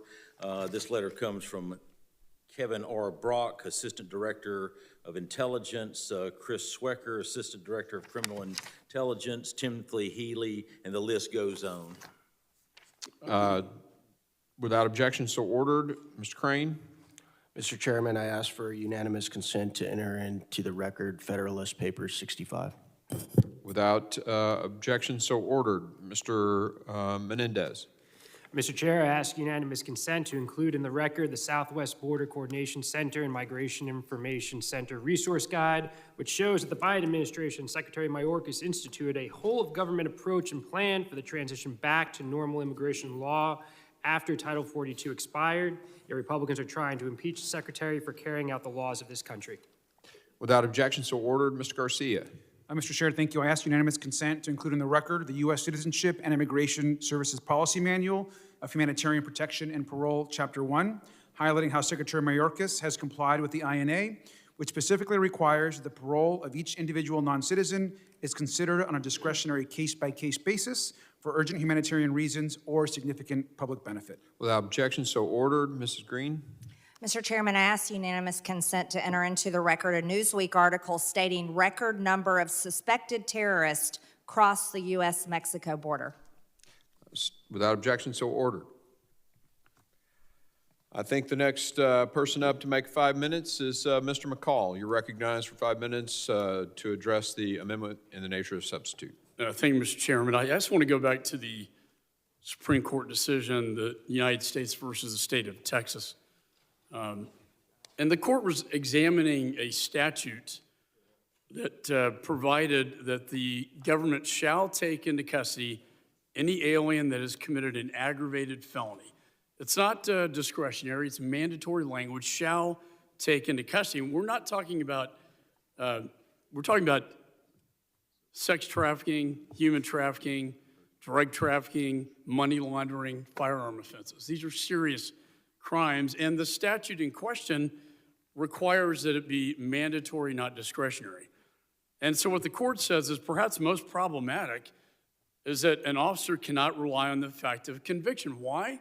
Because the DHS memorandum says, directly contrary to the statute, and this is a quote from the court, DHS personnel shall not rely on the fact of conviction when deciding to enforce the law. In fact, this takes away their discretion and says you cannot detain based upon a violation of an aggravated felony. You cannot take that into account. That's not prosecutorial discretion. It takes away the discretion. And then going back to the oral arguments that were made before the court, and I found this very fascinating, that during the debate with this, Biden's own Solicitor General responds to Justice Kavanaugh, who says, I think your position is that instead of judicial review, if you're saying they don't have standing, that Congress would have to resort to impeachment or dramatic steps in the face of such defiance of the law. The Biden Solicitor General says she agrees. In the face of a dramatic abdication of statutory responsibility by the executive branch, such steps would be warranted. In other words, the Biden administration's own Solicitor General is saying, own legal position that impeachment is the proper remedy for dramatic abdication of statutory responsibility. And then returning to the founding fathers. They didn't have a whole lot of criminal statutes back then at the Constitutional Convention. James Madison, when they're forming the Department of State, now it was called Foreign Affairs, says, well, what if they fill the department with unworthy men of public trust? Then he says on the House floor, if an unworthy man be continued in office, the House of Representatives can at any time impeach him. Finally, Justice Story, who was quoted on the other side, a very famous Supreme Court justice in 1833, says, so where a Lord Admiral has neglected to safeguard the seas, that shall be deemed an impeachable offense. I would argue, Mr. Chairman, this is exactly the case we have here.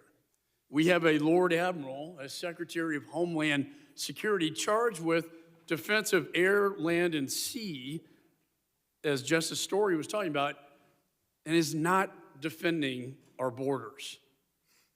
And to those of my dear friends on the other side of the aisle say that the numbers did not go dramatically under the prior administration, I don't know where you were. Remain in Mexico, I worked with the administration prior. I passed it out of my committee. Mr. Pfluger is correct. There are about 64, executive actions that this president took to rescind the prior executive orders that were working. For instance, political asylum cannot be adjudicated. Once you're detained, you're removed. They're adjudicated outside the United States, therefore ending catch and release. Therefore, 8 million encounters cannot stay in the United States. Will the gentleman yield for a question? Let me finish. I don't see how anyone with a straight face can argue that the numbers have skyrocketed under this administration. Now, I live in a border state, and I just came back from the border, and I saw the detention space. I've done it many times, overflowing. And it's created a human tragedy. I look at the migrants I look at them with compassion, and I see a human tragedy before our eyes when I see them in detention space, knowing that they won't have legal status, that the women are going to go to sex trafficking, the little young men are going to go to MS-13.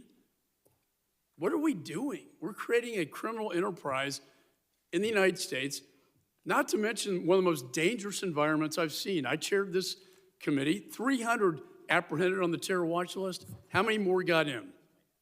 As the FBI director said, it only took 19 hijackers to bring down the World Trade Center. Look, I think there's a legal and framer justification and moral justification. Gentleman's time has expired. Mr. Chair? Mr. Chair. Who's seeking recognition? Ms. Ramirez, for what purpose? Mr. Chair, pursuant to Clause 1A of Rule 11, I move the committee do not recess until 1:30 p.m., and I have a motion on the desk. Committee stands in recess.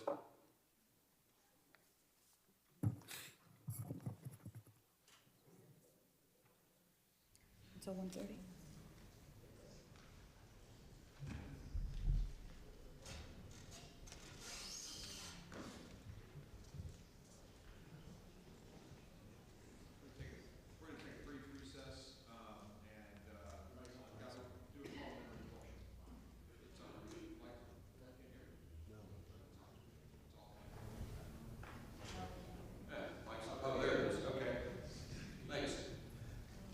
We'll take a brief recess for just a second.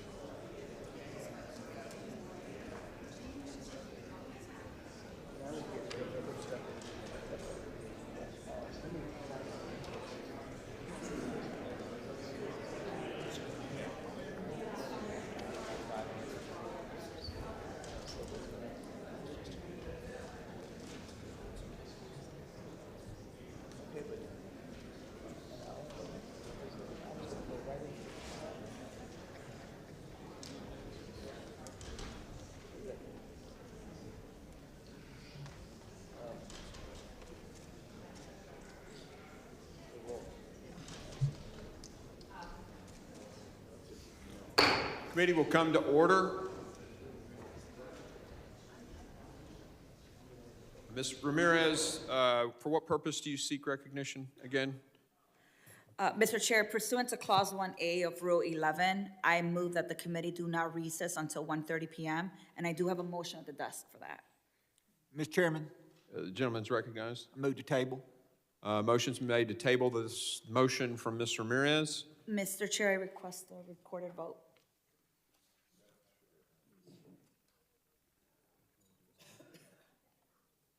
All those in favor of tabling the motions will say aye.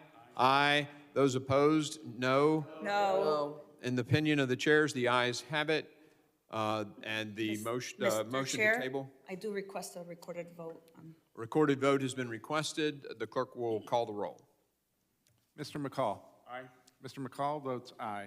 Mr. Higgins. Aye. Mr. Higgins votes aye. Mr. Guest. Aye. Mr. Guest votes aye. Mr. Bishop. Aye. Mr. Bishop votes aye. Mr. Jimenez. Aye. Mr. Jimenez votes aye. Mr. Pfluger. Aye. Mr. Pfluger votes aye. Mr. Garbarino. Aye. Mr. Garbarino votes aye. Ms. Green. Aye. Ms. Green votes aye. Mr. Gonzalez. Mr. Lalota. Aye. Mr. Lalota votes aye. Mr. Ezell. Mr. De-Esposito. Aye. Mr. De-Esposito votes aye. Ms. Lee. Aye. Ms. Lee votes aye. Mr. Luttrell. Aye. Mr. Luttrell votes aye. Mr. Strong. Aye. Mr. Strong votes aye. Mr. Burkeen. Aye. Mr. Burkeen votes aye. Mr. Crane. Aye. Mr. Crane votes aye. Ranking Member Thompson. Nay. Ranking Member Thompson votes no. Ms. Jackson Lee. No. Ms. Jackson Lee votes no. Mr. Payne. No. Mr. Payne votes no. Mr. Swalwell. Mr. Correa. No. Mr. Correa votes no. Mr. Carter. No. Mr. Carter votes no. Mr. Tanadar. No. Mr. Tanadar votes no. Mr. Magaziner. No. Mr. Magaziner votes no. Mr. Ivy. No. Mr. Ivy votes no. Mr. Goldman. Nay.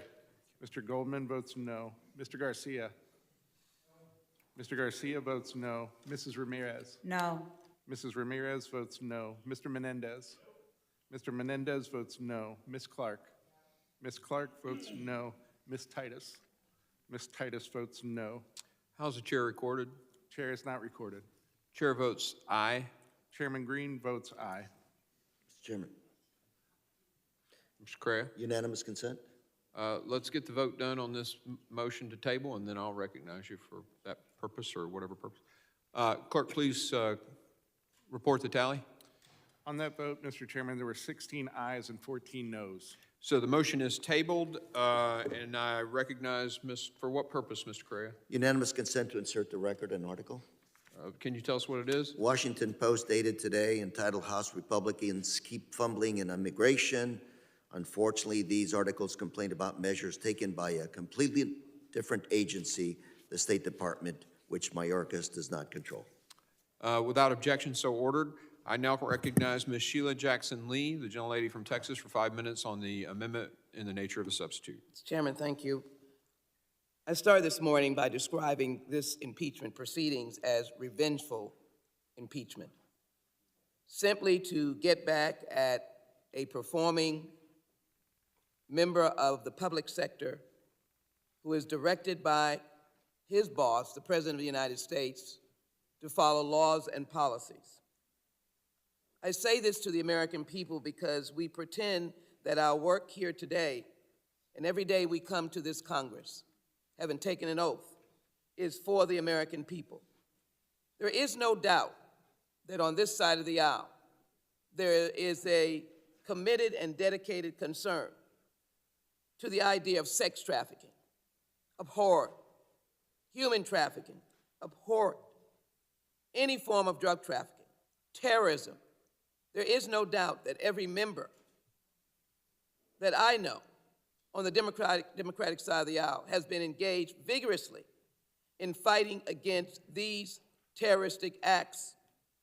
Each and every one of them is a terroristic act to be trafficked, to be subjected to drug trafficking. All of these require the work together for the American people. Today, we are being fooled that work is being done against an individual for treason, bribery, or other high crimes and misdemeanors. The American people understand that that is not the actions that we are here for today. Revenge, vengefulness is why we're here. Otherwise, they would understand that Secretary Alejandro Mayorkas is an individual whose family fled the Nazis and then Cuba before arriving here in the United States. That is what he went through. He is the first immigrant to serve as head of the Department of Homeland Security. And yet, this committee seeks to suggest that he is violating the Constitution, when in essence, his freedom is based upon our Constitution. He did block the unlawful act of separating parents from children under the Trump administration. Maybe that's why he's being attacked. He did act as a federal prosecutor, not as, in quotes, a liberal activist, to be able to recognize that we should treat immigrants with dignity. He did act to be able to secure our ports and borders and enforce immigration laws, and he did act to fight for comprehensive immigration reform. But yet, we have two articles, one suggesting that he has willfully violated the law, and clearly, on the very case of Texas versus the United States in 2022, this was a court and policy decision. And coming from Texas, one of the few on this committee, going to the border more times than I can imagine, we have an actual standoff right now at the border between the federal government and one single state acting against the authority of the federal government, violating the law. And our secretary is being impeached, allegedly, for willfully violating the law that doesn't exist. That particular case indicated initially that the states in question, Texas and Louisiana, did not have standing. This is not a willful violation of the law when you have a secretary trying to step in to find space to do his job. The breach of public trust, where is the willful or habitual neglect or refusal to perform the duties of the office? Give him a law. Give him the Senate bill discussed, compromised, and voted on. Give him comprehensive immigration reform, and there will be a law to discuss. There is none. This is a MAGA pathway of vengefulness, of repeating what a presidential candidate is asking you to do. To the American people, this is not what you're asking us to do. You're asking us to have an administration that works. And so the secretary has said, this administration has removed and returned or expelled more migrants in 3 years than the prior administration in 4 years. Since May 12, 2023, DHS has removed or returned more than 500,000 individuals, the vast majority of whom crossed the southwest border. Total removals and returns since May 2023 exceed removals and returns in every full fiscal year since 2015. Mr. Chairman. Gentlelady's time has Mr. expired. Chairman, let me conclude by simply saying. The gentlelady's time has expired. I made it very clear at the basis beginning on that we were these going to stick to the articles, Mr. 5 Chairman, minutes. I'd like to So the respond. gentlelady is not recognized. Mr. I Chairman. now recognize Mr. Guest for Mr. Chairman, for what purpose? Seek recognition? ask unanimous consent. For what? Mr. Chair, I ask unanimous consent to include in the record a letter from the Republican Attorney Generals, including the 3 who testified before our committee this month, which endorses Texas blocking Border Patrol access to portions of the border in violation of federal law. This letter demonstrates these attorney generals lack a commitment to following the Constitution. Without objection, so ordered. I recognize Mr. Guest for 5 minutes to comment on the amendment in the nature of a substitute. Thank you, Mr. Chairman. Mr. Chairman, I wanted to be clear here today that this is not political theater. That what is happening today is we are attempting to rein in a rogue cabinet secretary. A cabinet secretary that has failed to enforce the law. If you don't believe that, just look at the statistics put out by his department. In the last 6 months, Mr. Chairman, we have seen 1.9 million encounters across the entire northern and southern border. Last month alone, 371,000. And in addition to that, Mr. Chairman, we are not talking about the fact that this secretary has breached the public trust.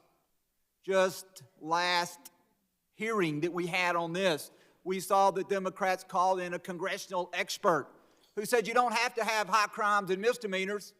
Their own expert in constitutional law says that a cabinet secretary could be breached or could be impeached for a breach of public trust.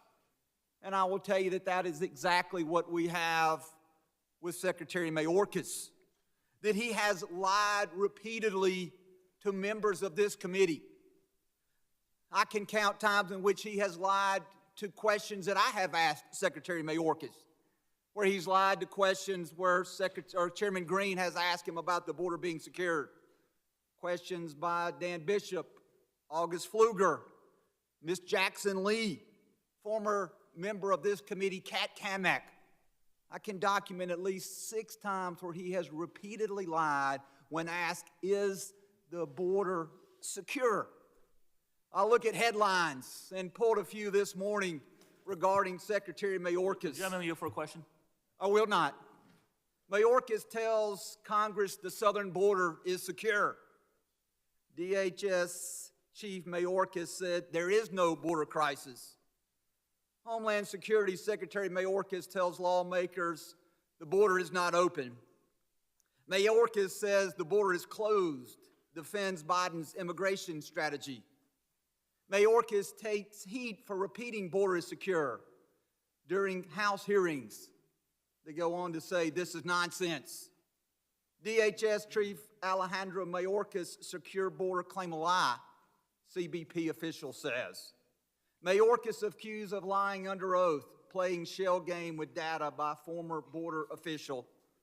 And my favorite, Mr. Chairman, Mayorkas' latest litanies of lies on the border put Santos to shame. These are the headlines, and these are what are being talked about because Secretary Mayorkas has been untruthful with the American public, and he has been untruthful for Congress. He comes in here and he raises his hand and he swears to tell the truth. And then when he says the border's secure, he lies when he says that the border is not open and we are not allowing, as we know, over 370,000 immigrants to flood across the border last month alone.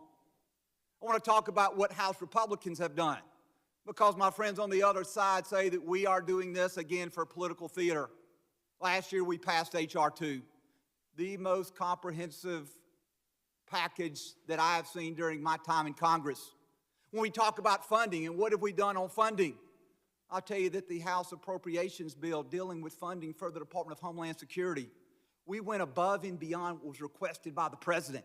The President requested a set amount and we added additional money to that so that the Department of Homeland Security would have the resources that they need to secure the border. And then when we talk about the Senate bill, I have no idea what's in the Senate bill. I'll tell you, I am disappointed that our senators refuse to engage the House of Representatives. They don't allow Chairman Green or Ranking Member Thompson a seat at the table. We don't know what's in that bill.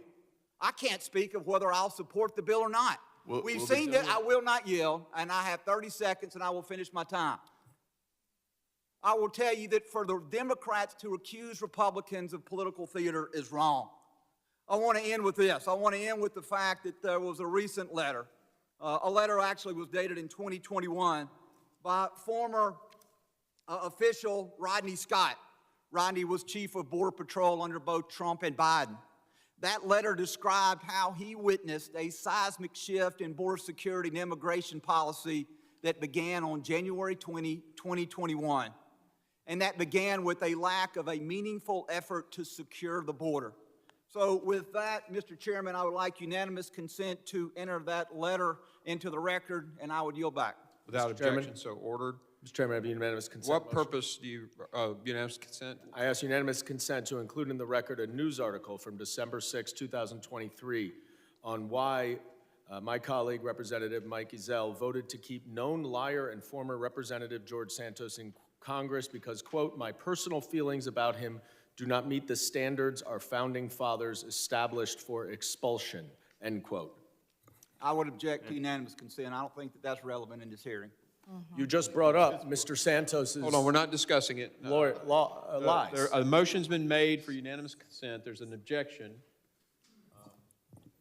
So ask for the roll.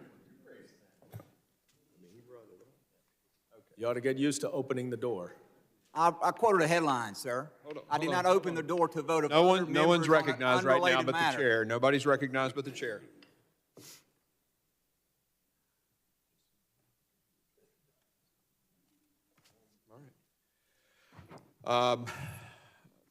So it is not entered with the objection, so. I Ask now for a recognize- recorded vote. So is the gentleman making a motion?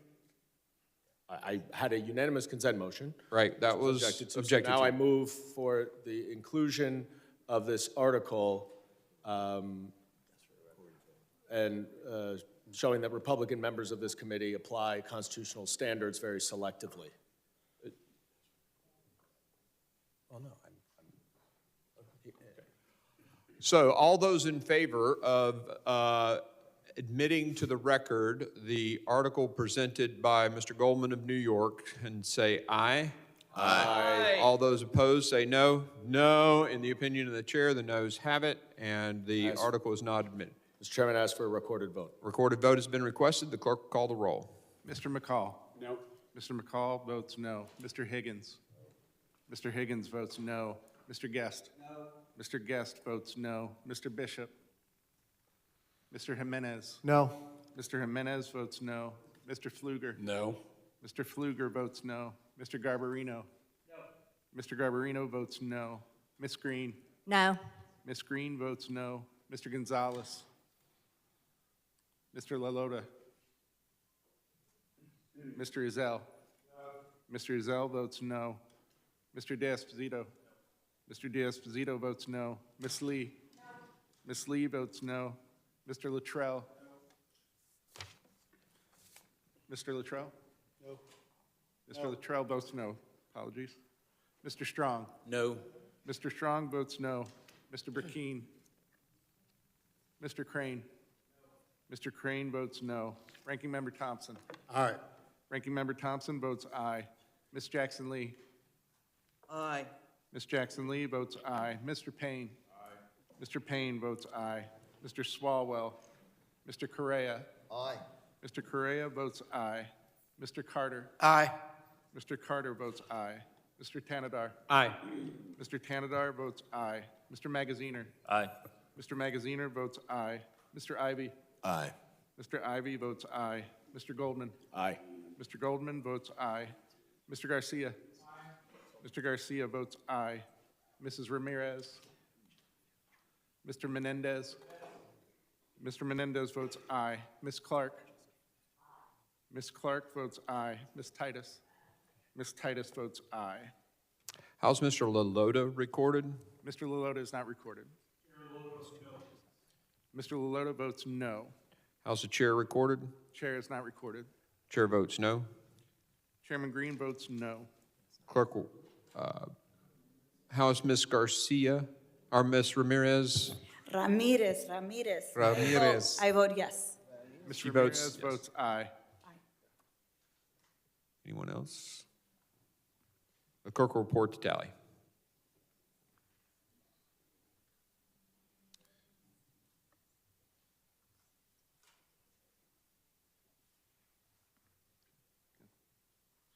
On that vote, Mr. Chairman, there were 15 ayes and 14 noes. The ayes have it. Mr. Chairman? Wait. The noes have it. Wait, say that again. Clerk, could you report that again? Apologies. It is 15 noes to 14 ayes. Okay, the noes have it. Mr. Chairman, I have a motion. I would move to strike Mr. Guest's comments about George Santos, given that the majority has now prevented entering into the record a document related to George Santos. The request is not timely. Well, it's timely now because you only rejected it right now. It's not timely. The gentleman's not recognized. I now recognize Mr. Higgins for 5 minutes of his comments on the Thank you, Mr. Chairman. amendment. Chairman. When I first came to Congress, Mr. Chairman, I had the great honor of befriending the gentleman from Alaska, the Dean of the House, Don Young. I had the privilege of sitting next to Don for 5 years before his death. Don told me when I first came to Congress, he said, Clay, if you want to understand this body, you have to understand a simple fact. He said the Republican Party is primarily a party of businessmen. The Democrat Party is primarily a party of attorneys. That's being shown quite clearly today. So let this old street cop give some of our fancy attorneys on the other side of the aisle a little history lesson. When it was first proposed to limit impeachments in the American Constitution to treason and bribery alone, Virginia Delegate George Mason pointed out that Hastings, who was being impeached at the time by Parliament, is not guilty of treason. Mason questioned the wisdom of limiting impeachment to those two offenses, arguing that treason is defined in the Constitution, as defined in the Constitution, would not reach many great and dangerous offenses that attempts to subvert the Constitution may not be treason as defined, and that it's the more necessary to extend the power of impeachments. Mason then moved that the convention add maladministration to the impeachment power. Eldridge Gerry seconded the motion. Then James Madison argued that the term maladministration, which deviated from the more commonly recognized phrase high crimes and misdemeanors, was so vague a term that it would be the equivalent to a tenure during pleasure of the Senate. Quote of Madison. Governor Morris agreed with Madison, at which point Mason withdrew his motion and substituted as grounds for impeachment, quote, bribery and high crimes and misdemeanors. Bribery and other high crimes and misdemeanors. The motion carried without any further discussion of the new phrase, which ultimately became part of the Constitution. Here's the bottom line. As historians summarize, the actions of the delegates of the Constitutional Convention stated that, in summary, through the early debates, every speaker referred to neglect of duty and misconduct in office as impeachable offenses. And after Madison objected to the vagueness of the proposed impeachment clause, Mason then moved to add high crimes and misdemeanors. This passed 8-3 and became the orthodox phraseology. The vote in favor of the compromise motion suggests that the delegates understood that the new terms included neglect of duty. The addition of misdemeanors to the list of offenses meant that the House of Representatives was permitted to charge officials with misuse of power and neglect of duty.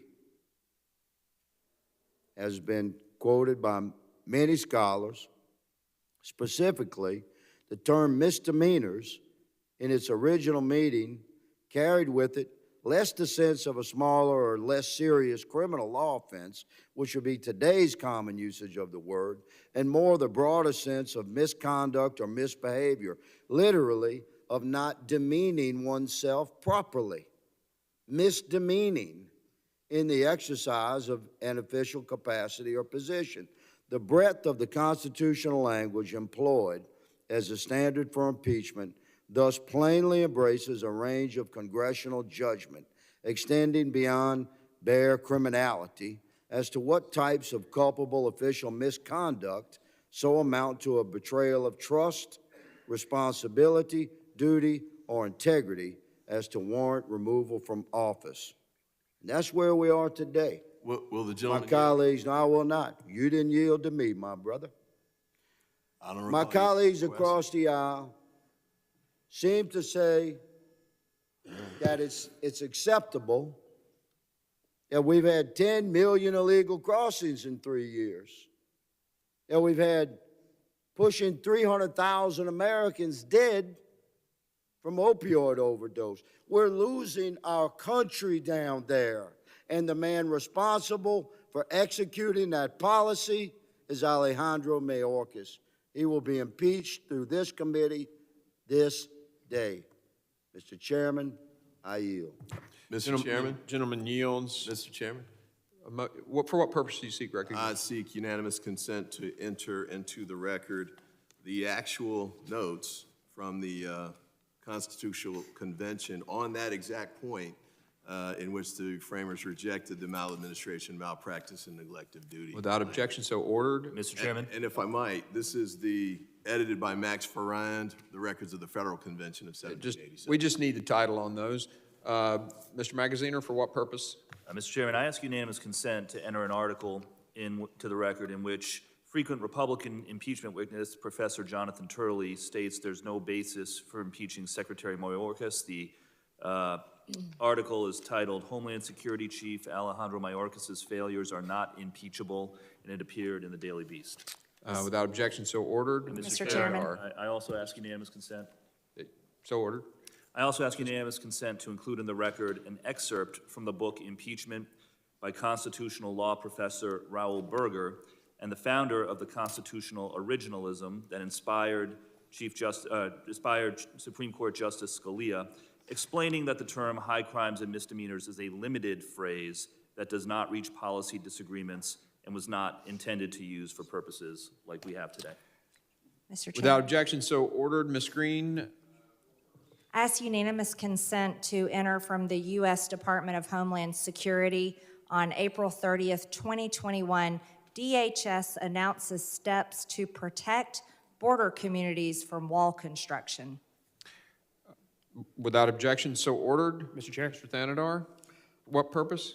Mr. Chair, I ask unanimous consent to include in the record an op-ed published this morning by Norman Eisen, former impeachment counsel for the House Judiciary Committee and others, in which they point out that House Republicans have spent months searching unsuccessfully for a smoking gun in the Joe Biden impeachment investigations. Instead of admitting failure, they are now pivoting to another target in their frenzy to impeach anyone, no matter how baselessly, Homeland Security Secretary Alejandro Mayorkas. Without objection, so ordered. Mr. Chairman. Ms. Green, for what purpose? I ask unanimous consent to enter a Homeland Security tweet on October 8th, 2021, consistent with the DHS border barrier plan at CBP in coordination with the USA CEHQ intends to cancel the remaining border barrier contracts located within the Laredo sector and all border barrier contracts located in the Rio Grande Valley sector. Without objection, so ordered. Mr. Chairman, I have a unanimous consent. Mr. Grote, Request. Mr. Goldman. I ask unanimous consent to include in the record a section of the book by esteemed constitutional lawyers Lawrence Tribe and Joshua Matz explaining to Mr. Higgins' point, quote, when the framers replaced maladministration with high crimes and misdemeanors, they sought to narrow, not expand, the class of impeachment offenses, and high crimes and misdemeanors was understood as limited to serious misconduct that inflicted injury on the state itself. Mason and Madison thus rejected a term that allowed impeachment for strong differences over policy and personnel.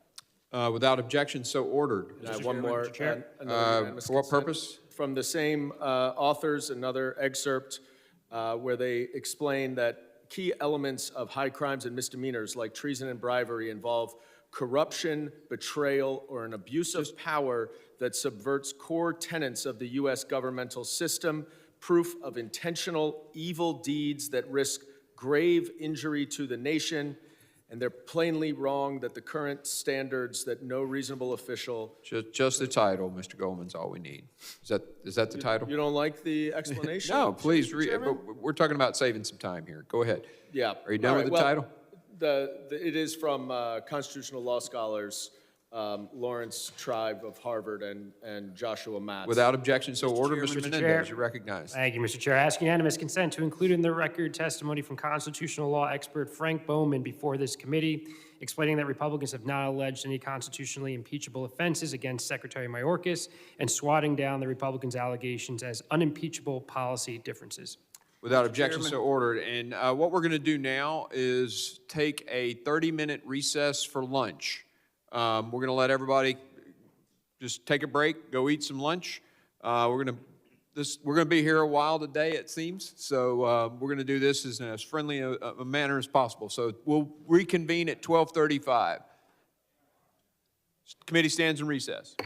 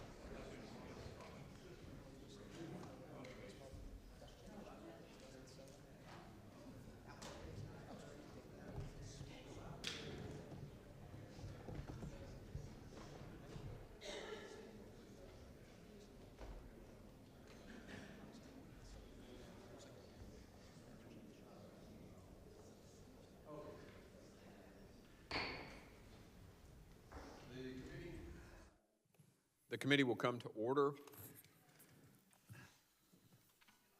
Does any other members wish to be recognized for 5 minutes to discuss the amendment and the nature of the substitute? I recognize Mr. Chairman. Mr. McKean for 5 minutes. Mr. Chairman, I have a unanimous consent request. We'll let him go since I recognized him and then come back to you. Thank you, Mr. Chairman. Mr. Ivey, I'm going to pick on you just for a minute because you're well-reasoned. I listened to a lot of your debate, and I think it's, I hear someone that's, really stepping into what does the law say, what does the court proceeding say. And so I took note a while ago when you talked about that the Supreme Court, quote, has yielded to the executive what to enforce and how to enforce it. And I just step back as someone who does not have a Juris Doctorate, and I think about that. Just think about that statement for what to enforce and how to enforce it. For all of us that know that we did not have a king implemented in our governance, that's really what we're doing when we allow that ideology to be pervasive. To allow the executive on how to enforce it or what to enforce, you've granted them the ability to become a king, and that flies in the face of what all of us, I think that transcends party politics. We taught the Constitution, we do not have a king, and think about what John Adams said. John Adams, that great statement, he said, we are to be a government of law, not of men. What's he talking about? He's talking about the rule of law. Think about what his cousin, Samuel Adams, said, that neither the wisest constitution nor the wisest of laws will secure the liberty and happiness of a people whose manners are universally corrupt. So what we're talking about here, and don't you think it's quite ironic? We're going to go through these procedural hurdles all day long today, and I respect that. You have the right to use the rules and to bog this process down. But we're using the dot and tittle, making sure we adhere to it, and that will be respected by the chairman. But think about what we're doing. We're defending someone who refuses to adhere to the dots and tittles, who refuses to play by the rules. And so that Alanis Morissette song in my youth is coming up. Isn't it ironic, don't you think? This is about the rule of law in this country. And when we move to a place to where we're willing to say that we're going to yield to the executive to determine what to enforce and how to enforce, regardless if they adhere to, they're not just violating the will of Congress, they're violating your congressional membership, because you are the voice of we the people. And when we pass laws and we have bureaucracies that don't follow it, guys, what are we up here for? What are we up here for other than to maintain a position? And I want to finally end with this. Jefferson has an incredible statement, Thomas Jefferson. And he writes this in 1820, and he says to this gentleman, he said, you, sir, are basically asserting that the judges are the ultimate arbitrator of all constitutional questions. Then he goes on to say, that is a dangerous doctrine indeed, and it would lead us to the despotism of an oligarchy. You know what despotism is? Because I had to look it up. It means absent the control of men. Why are we in the Constitution 3,000 words or 2,000 words, and the executive is only 1,000 words? Because they understood the weight need to be left to the legislative body as the voice of we the people. It's a dangerous doctrine when the simplicity of this is we pass laws, they have to be followed, and then we have any ideology that creeps in and says, let them interpret it how they want to. It's a dangerous doctrine indeed. And with that, I yield, Mr. Chairman. For a question? The gentleman yields, so I think Mr. Magaziner wanted to make a UC request. For what purpose? Chairman. Yeah, I do have a unanimous consent request to include George Washington's farewell address to the nation, in which he warned that unprincipled men will be enabled to subvert the power of the people and usurp for themselves the reins of government, as we have seen through this impeachment process. I yield back. Without objection, so ordered. The chair is going to entertain all UC requests further from this point to insert items into the record at the end of our business today. I will not be recognizing members for that purpose at this time. And does anyone else want to make a comment? 5 minutes discussion on the amendment and the nature of the substitute. Mr. Ranking Member, you're recognized. I yield my 5 minutes to Mr. Ivey. The gentleman yields. Mr. Ivey, you're recognized. Thank you, Mr. Ranking Member, for yielding. And to my colleague, I appreciate the comments, but I would just remind my colleague that the portion that I read of the Supreme Court opinion addresses that directly. So we don't have kings, we have elections, and we have three branches of government. Usually the Supreme Court is the body that resolves the conflicts between the executive branch and the legislative branch.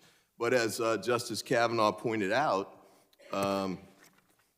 in the event there's a political solution that needs to be pursued, and this goes back again to page 14 of the slip opinion of United States v. Texas, which is now part of the record.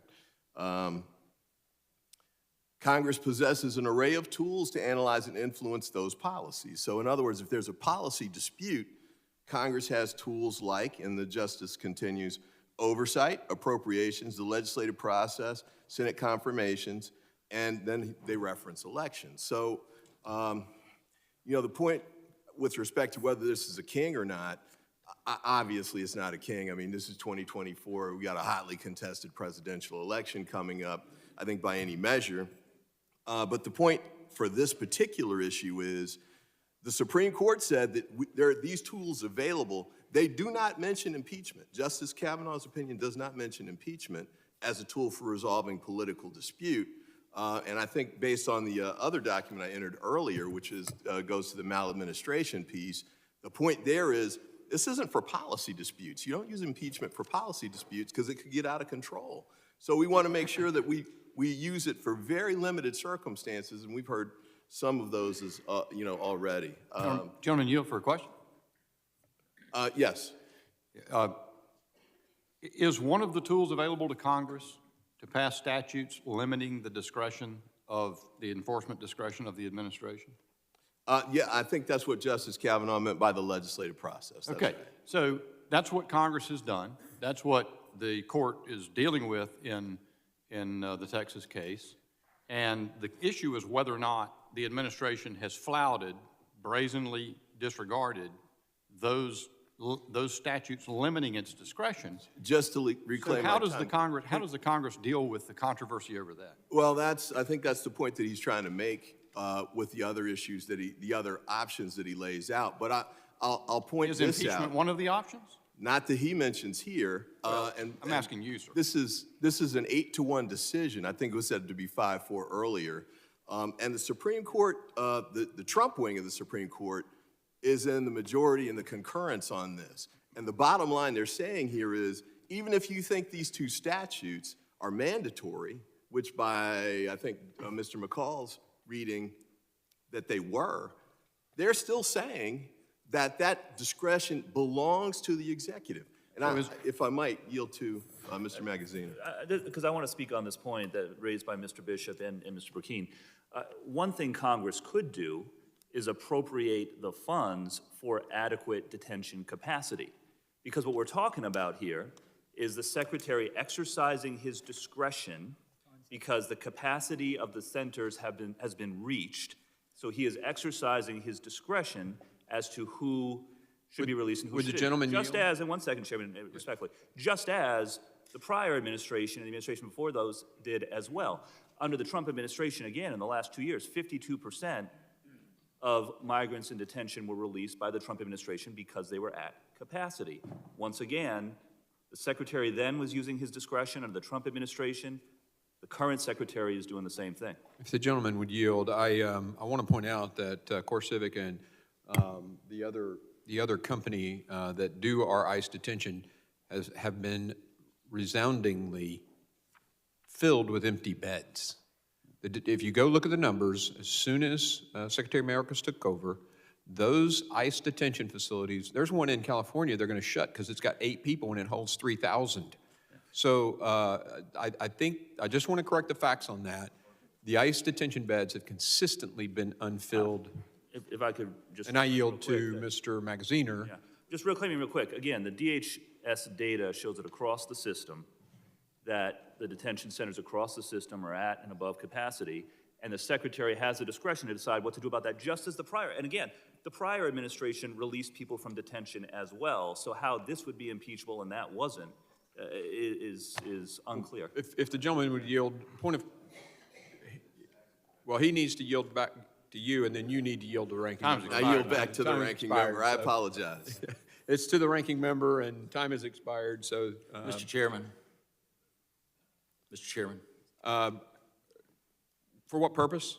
I'd like to respond to my colleague's assertion about this being politically, a political We got a exercise. queue, and I'll put your name down. The next up is Mr. Jimenez for his 5 minutes.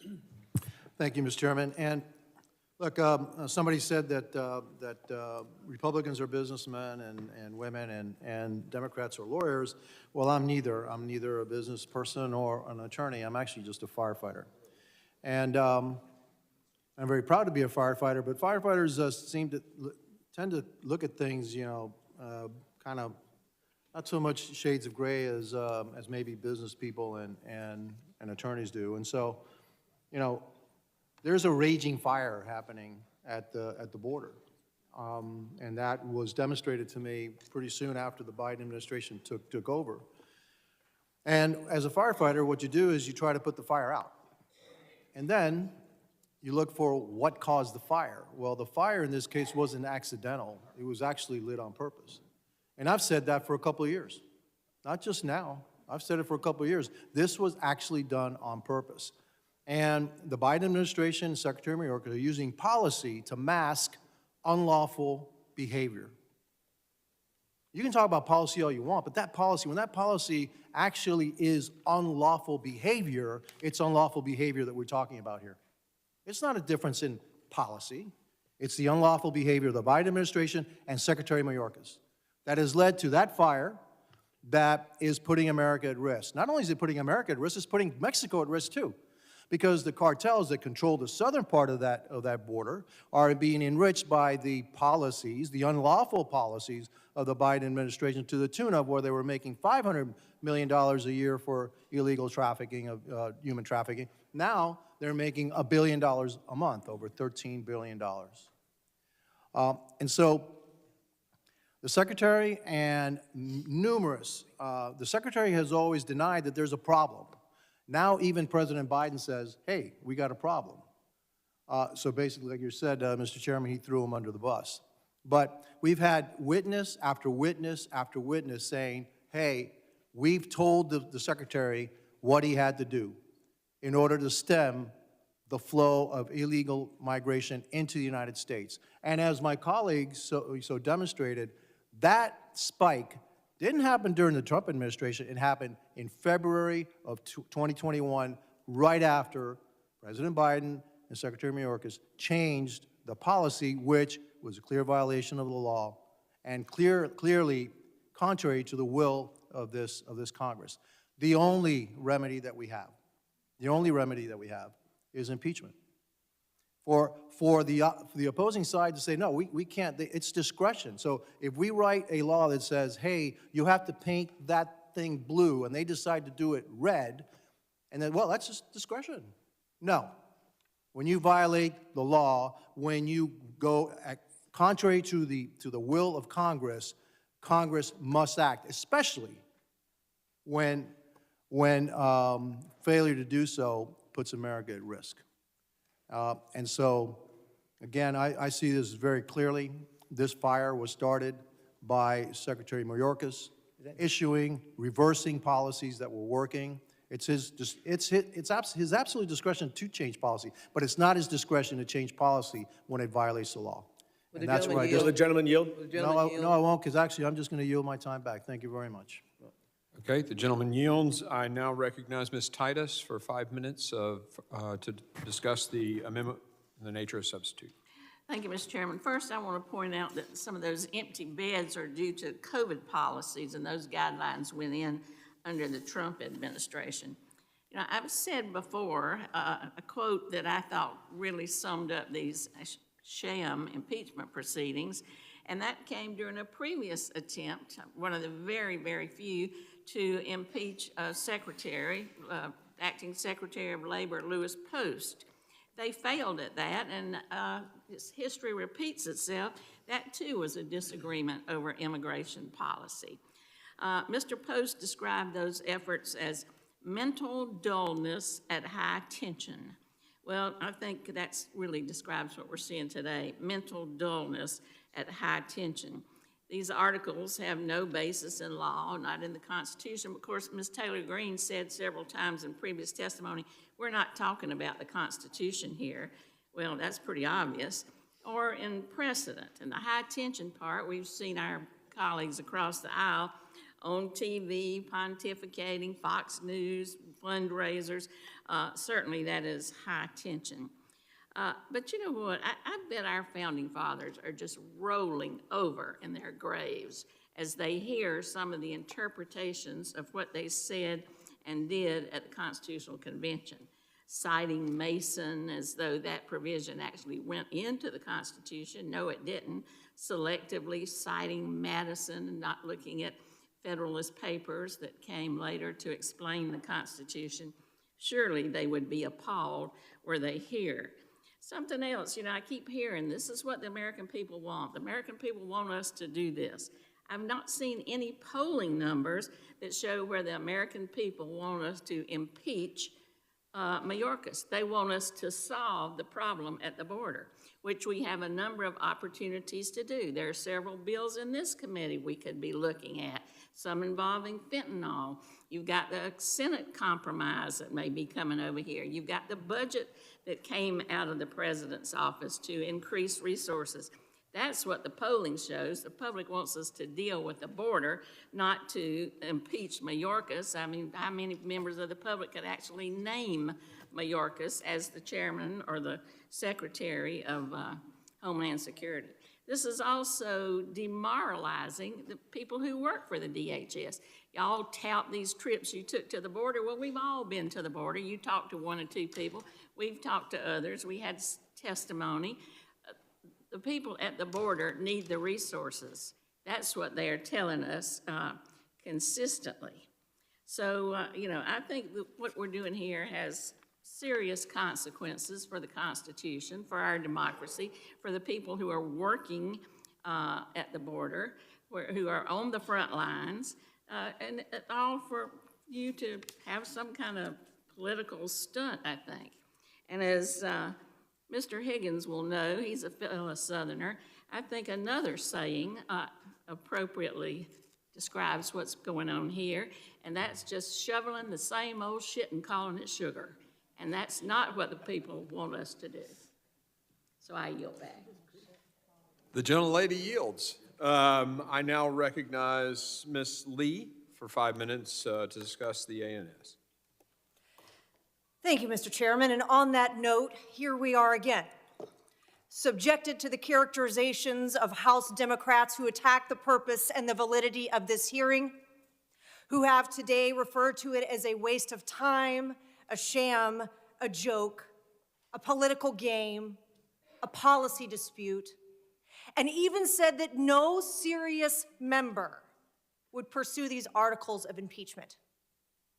In fact, Mr. Chairman, the opposite is true. No serious member could sit in this room and look at the American people and deny the catastrophe at our southern border. No serious member could deny that it is past time for accountability. No serious member could look at the American people and say that lawlessness is acceptable, that it is acceptable for one branch of government to defy the others willfully, purposefully, and with impunity. And that is precisely what Alejandro Mayorkas has been doing all of this time. Mr. Mayorkas has indeed defied, first, the courts of the United States of America. Of course these matters have been litigated. Of course the states are fighting for safety of their citizens, for the security of our borders. And what has he been told? Courts have ruled that his subversion of the parole process, his use of that as a way to get around the laws of the United States is unlawful. He's been ordered to desist. He did not. He's been ordered to reinstate remain in Mexico. He did not. He's come to this Congress and he's given testimony before us that was demonstrably false, stating that our border was secure, stating that he had operational control of the border, when in fact, every person in this room, and I dare say the vast majority of America, knows that is not the truth. He has misled this committee. He has misled the American people. This process, this committee's process in consideration of this day has been methodical, it has been serious, it has been thoughtful. We have heard from the men and women of local law enforcement. We have heard the catastrophic and tragic effects to their communities that this failure to enforce our laws has caused. We heard from families who have lost their children, deaths from fentanyl poisoning. We've heard the tragic stories of human trafficking, not only of Americans, but of those who are crossing this border illegally that are being exploited. We have heard these stories week after week. And rather than call them a waste of time, as our Democrat colleagues have done, we need to hear them, we need to heed them, and we need to take action. Because here is the reality. Every single day that Secretary Mayorkas continues in his role, America is less safe. We have ceded control of our border to the Mexican drug cartel, and we have seen the tragic and irrecoverable consequences of doing so. Not only are these articles of impeachment appropriate and based in law, it is our duty to ensure that the United States of America is a nation of law. It is our duty to ensure that our border is secure, and it is our duty to ensure that Secretary Mayorkas faces the consequences of his actions and the consequences of deliberately and willfully creating this catastrophe. Mr. Chairman, with that, I yield back. The gentlelady yields. I now recognize Ms. Ramirez for 5 minutes to discuss the ANS. Thank you, Chairman Green. Before I go into my remarks, I do want to ask unanimous consent to include in the record Heinz, President of the House of Representatives, on the last impeachment of Cabinet Secretary William Belknap in 1876. I'm sorry, could you say that again? Mr. Chair, I wanted to ask unanimous consent to include in the record Heinz, President of the House of Representatives, on the last impeachment of a Cabinet Secretary, William Belknap, that happened in 1876. Without objection, so ordered. Thank you. So, you know, I agree with my colleague who just spoke a moment ago. I want to see action as well. I think many of us coming in here, particularly those that came as freshmen, we came from our districts and we told our constituents that we were going to go to Congress. In some cases, some of us came from state legislatures because we wanted to carry on and build on the work we did in the state legislature and get things done.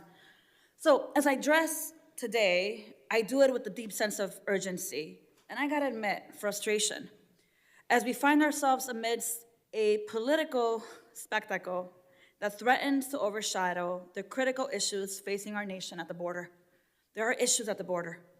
But the call for the impeachment of Homeland Security Secretary Alejandro Mayorkas is not only misguided, but it also distracts us from finding natural and practical policy solutions to the humanitarian crisis within our borders. For more than 17 hearings, and for those of you that have been here through all of these hearings, you know, we've heard colleagues on the other side of the aisle talk about how worried they are about the open borders and how it's hurting our communities.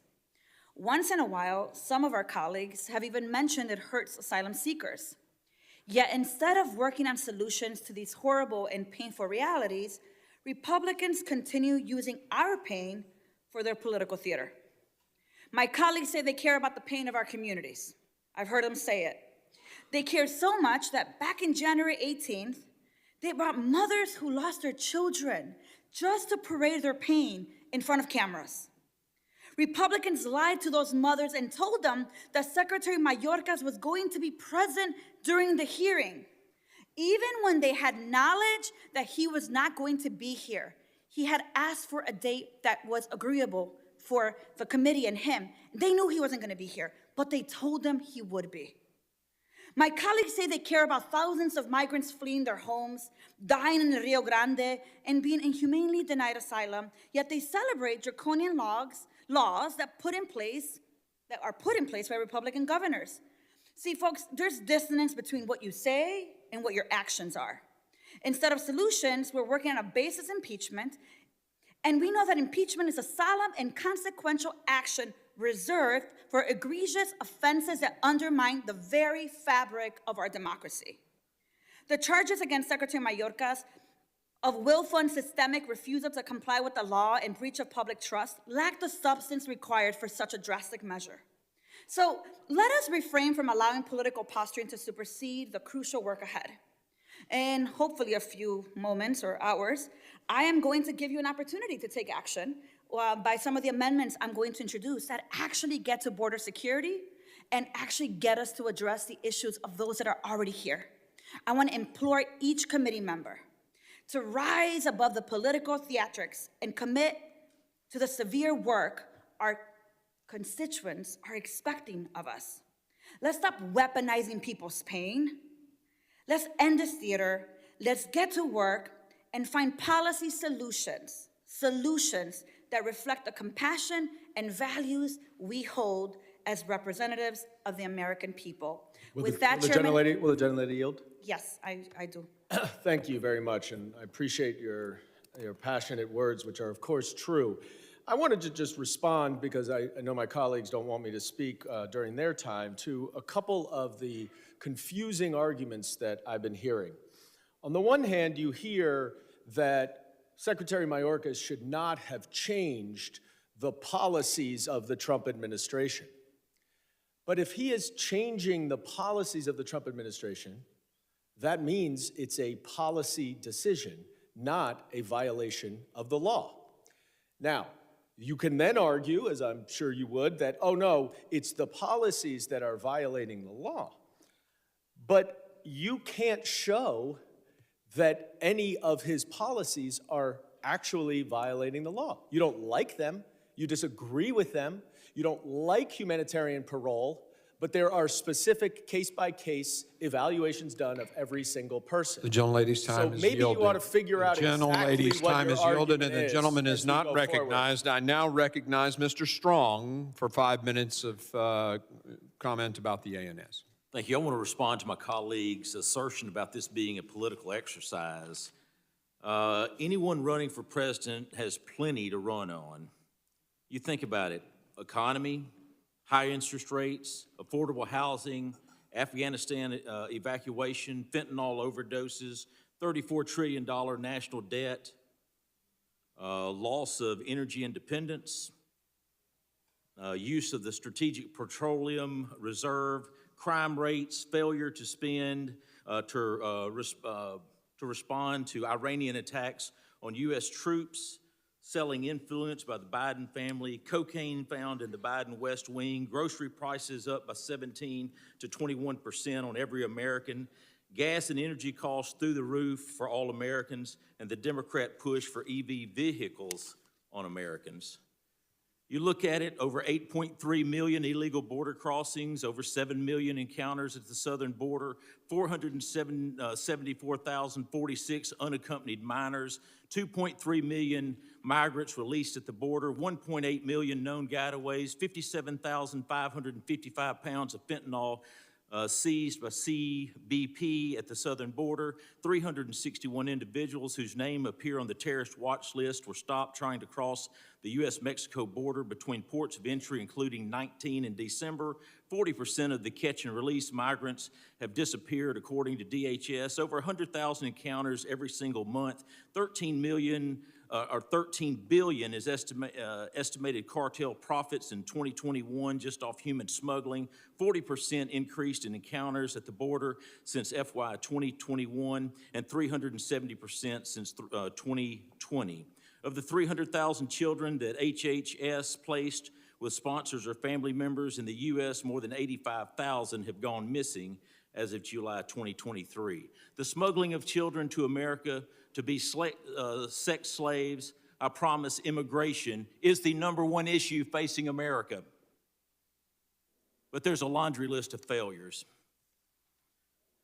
You look, the Secretary of Homeland Security failed to comply with U.S. law. The answer is clear: in the catch and release, cease the exploitation of parole authority, reinstate remain in Mexico, expand, expedite, and removal authority, and renew building the wall. The core mission of DHS is to ensure a homeland that is safe, secure, and resilient against terrorism and other potential threats. No one on this dais believes America is safe, secure, or resilient against terrorism or other threats. Just this month, 10 retired FBI leaders and counterintelligence experts who together served under 7 different presidents sent a letter to Congress January the 17th about the dire threat that Mayorkas border crisis has brought to the U.S. They wrote in part, it would be difficult to overstate the danger represented by the presence inside our borders of what is comparatively a multi-division army of young single adult males from hostile nations and regions whose background intend to do damage to America. You think about it, they're not just coming from a couple of different countries. They're coming to America from 160 different countries. They're flying into Mexico to come across, and they're coming from everywhere in this world. It is unacceptable, and I'll promise you the people of America have had all they can stand. Mr. Chairman, I yield back. The gentleman yields. I now recognize Mr. Payne for 5 minutes to discuss the ANS. Thank you, Mr. Chairman.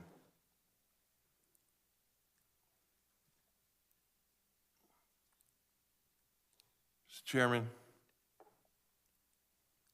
I strongly oppose the articles of impeachment offered by the majority here today. Let's talk about the majority's motivations to bring these articles to be marked up. They claim it's about law and order. However, the 2 articles we are considering today fail to meet the bar of Article 2, Section 4 of the United States Constitution. This little document set the basis for our democracy.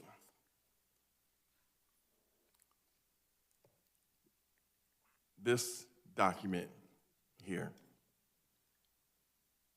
At times I wonder if some of you have even looked at this.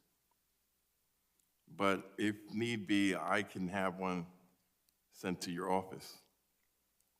Article 2, Section 4 states the President, Vice President, and all civil officers of the United States shall be removed from office on impeachment for conviction of treason.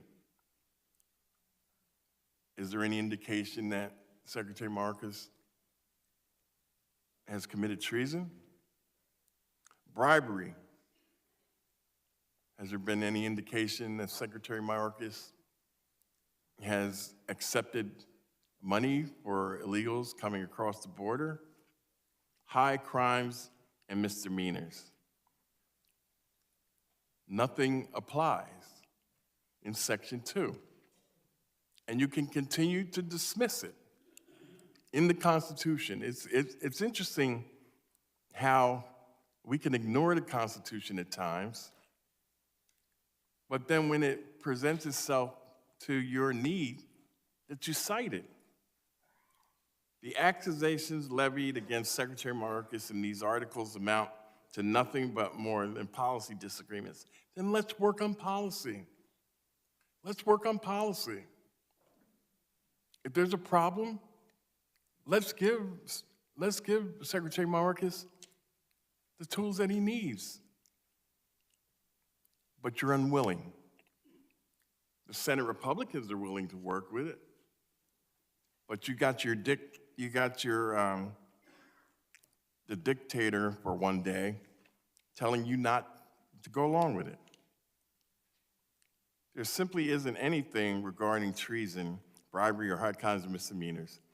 In his role, Secretary Mayorkas has carried out his duties and responsibilities with unwavering dedication to the public trust. Now, you may disagree with that, so then let's have that discussion. Let's work on the policy that will make it better.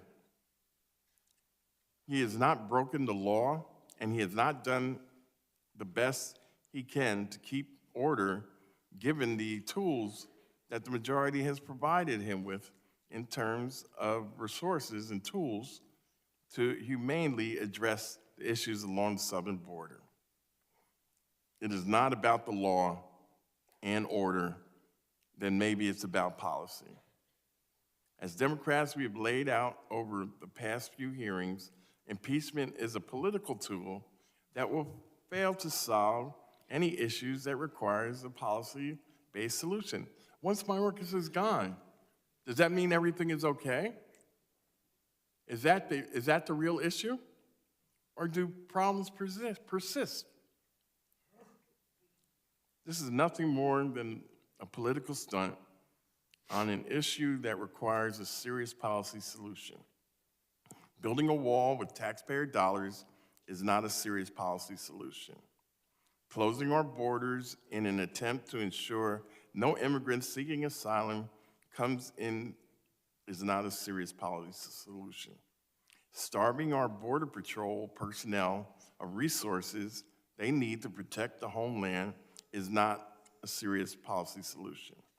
We should come together and find reasonable, humane, and equitable proposals to address this complex issue and put forth a serious policy solution that upholds our values as a country and a society. Instead, we have Chairman Green and Marjorie Taylor Greene and the other members on the majority seem to believe impeaching Senator Mayorkas. The gentleman's time has expired. Is an action that will fix the issue The gentleman is not recognized. the I now southern border. recognize Mr. Gonzalez for his 5 minutes of discussion. I yield back. Thank you, Chairman. And, you know, one of the best things about Congress is we all represent districts from across the country and we have debate. And I think that's very positive. One of the most difficult things about Congress is it's filled with nothing but lawyers, and they'll talk all day about this, that, or the other, which is, I think, frustrating to many Americans. This is what's going to happen. The House of Representatives is going to impeach Secretary Mayorkas, and there is absolutely nothing anyone can do to stop it. That's going to happen. In my district in Texas, we're feeling this. In Arizona, they're feeling it. In California, they're feeling it. There is not one district in America that is not impacted by this border crisis. So I would like to focus on what happens next. What are we going to do after that? What are we going to do? Are we going to have a conversation on how we secure the border? Are we going to continue to blame others for everything that's wrong? I would like to see this border secure in a manner that protects everybody. And I do think there's an opportunity to do that. I look forward to working with my colleagues on both sides of the aisle to come up with a conclusion that makes America on the track of keeping people safe and secure. With that, Chairman, I yield back. The gentleman yields. I don't have anybody else in the queue. Is there anyone else who would like to? Mr. Thanadar, have you had? I don't think you have had 5 minutes yet, have you? Okay, the gentleman is recognized for 5 minutes to discuss the ANS. Thank you, Chairman Green, and I would yield my time to the gentleman from New York. Thank you, Mr. Tannadar. Funny that members of Congress would want to focus on the law, given that our job is to write the laws, interpret the Constitution, and implement and pass laws. Crazy to have so many lawyers here who, when we're dealing with laws every day. And unfortunately, what we don't have is anyone on the other side of the aisle that seems to understand what a high crime and misdemeanor is. Now, I know that's part of the law, so you don't want to talk about it, but it is the requirement for impeachment.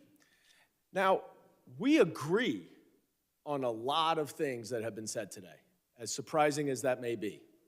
The situation at the border is untenable. Migration patterns have dramatically changed over the last 5 years. It started in the middle of President Trump's administration as migrants were coming more and more to the border. Not every single person who came over the border without documents was deported under the previous administration. And in fact, that has never happened. So if you are going to impeach Secretary Mayorkas because you say that he fails to adhere to the letter of the law under operational control, then you better impeach every single Secretary of Homeland Security that was during the past 5 administrations and will be going forward, because it's an impossible standard with the resources that they have.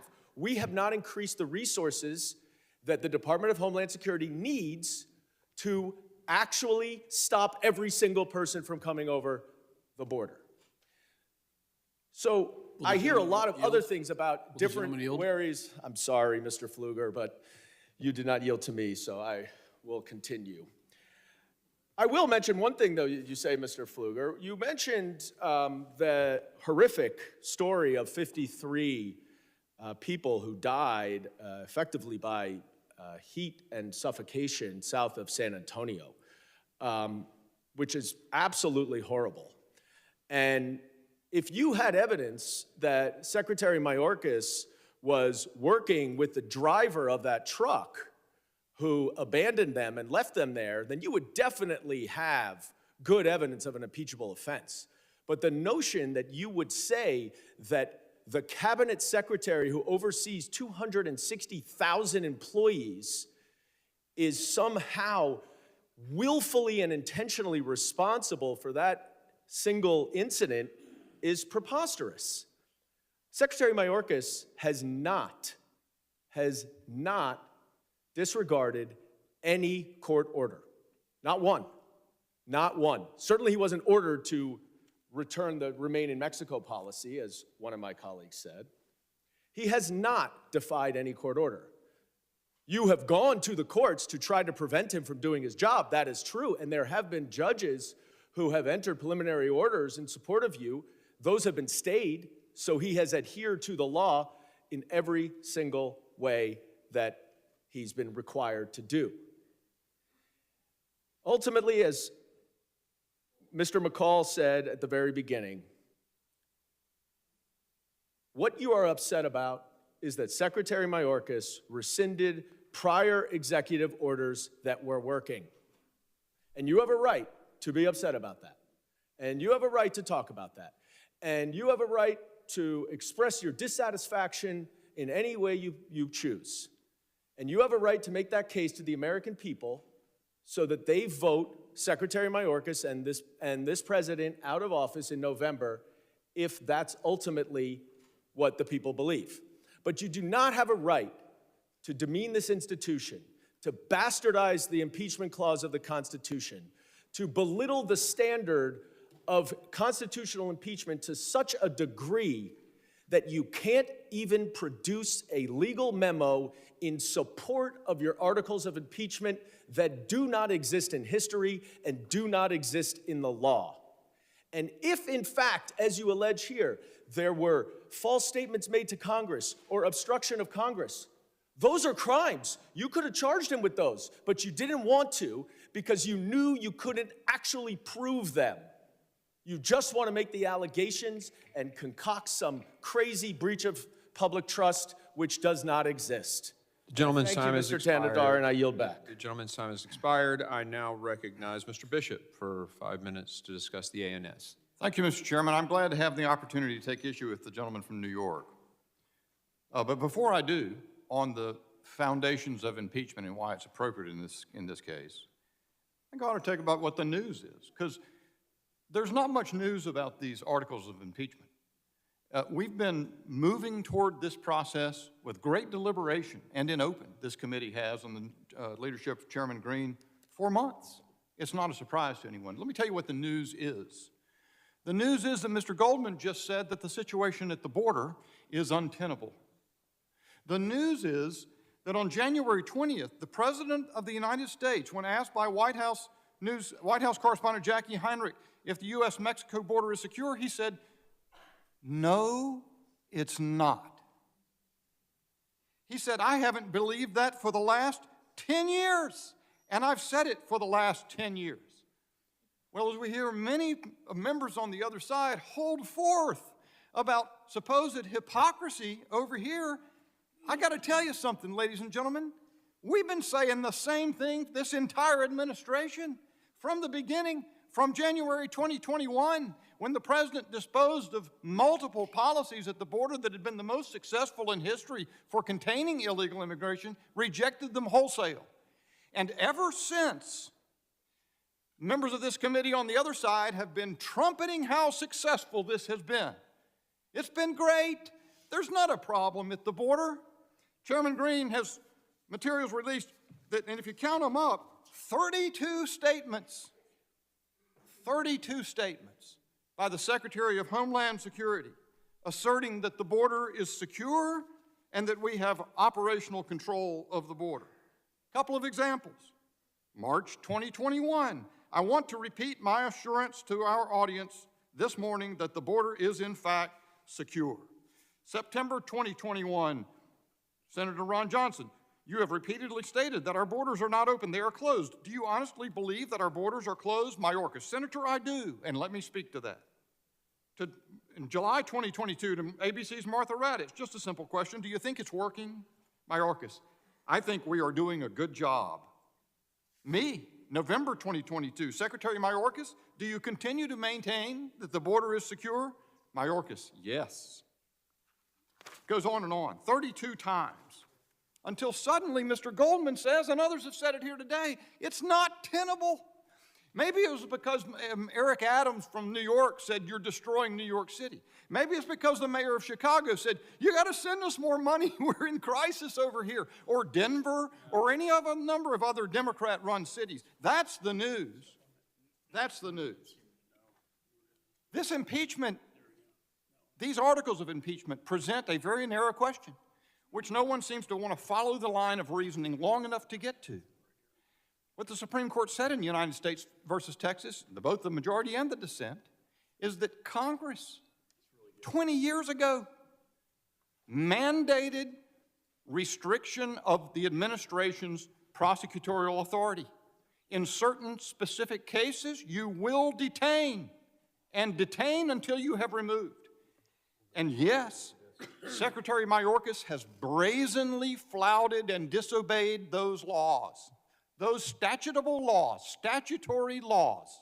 He wrote guidelines that said it shall not be a basis to detain anyone if they're in those, just because they're in those categories that Congress declared in law. So that's what's happened over and over again. The articles of impeachment specify 7 separate statutory commands by the Congress that Secretary Mayorkas has similarly flouted and brazenly disobeyed. And I ask the question, if someone wants to take it up, if the Congress does not impeach, what indeed is the remedy? I'd love to take it up. I'm going to On legislation. I'll pose it. I've got 37 seconds, and you'll have plenty of time to address it. I'd be glad to have the colloquy. But what is the remedy? Well, Justice Alito made it clear in the dissent what the remedy is. Congress can impeach. Yes, Congress could do something else. Congress could cut off the money. But there are limits to what Congress can do. I mean, you can beg the question whether Congress has any power to restrict the discretion of the executive. The Supreme Court seems to think that it does, but it has said we are not the forum to vindicate those restrictions. That's what this process is about. It is about vindicating the rule of law in our constitutional system. The gentleman yields. We are now up against votes, so we are going to recess until 15 minutes after the last vote. There are 2 votes. We are in recess.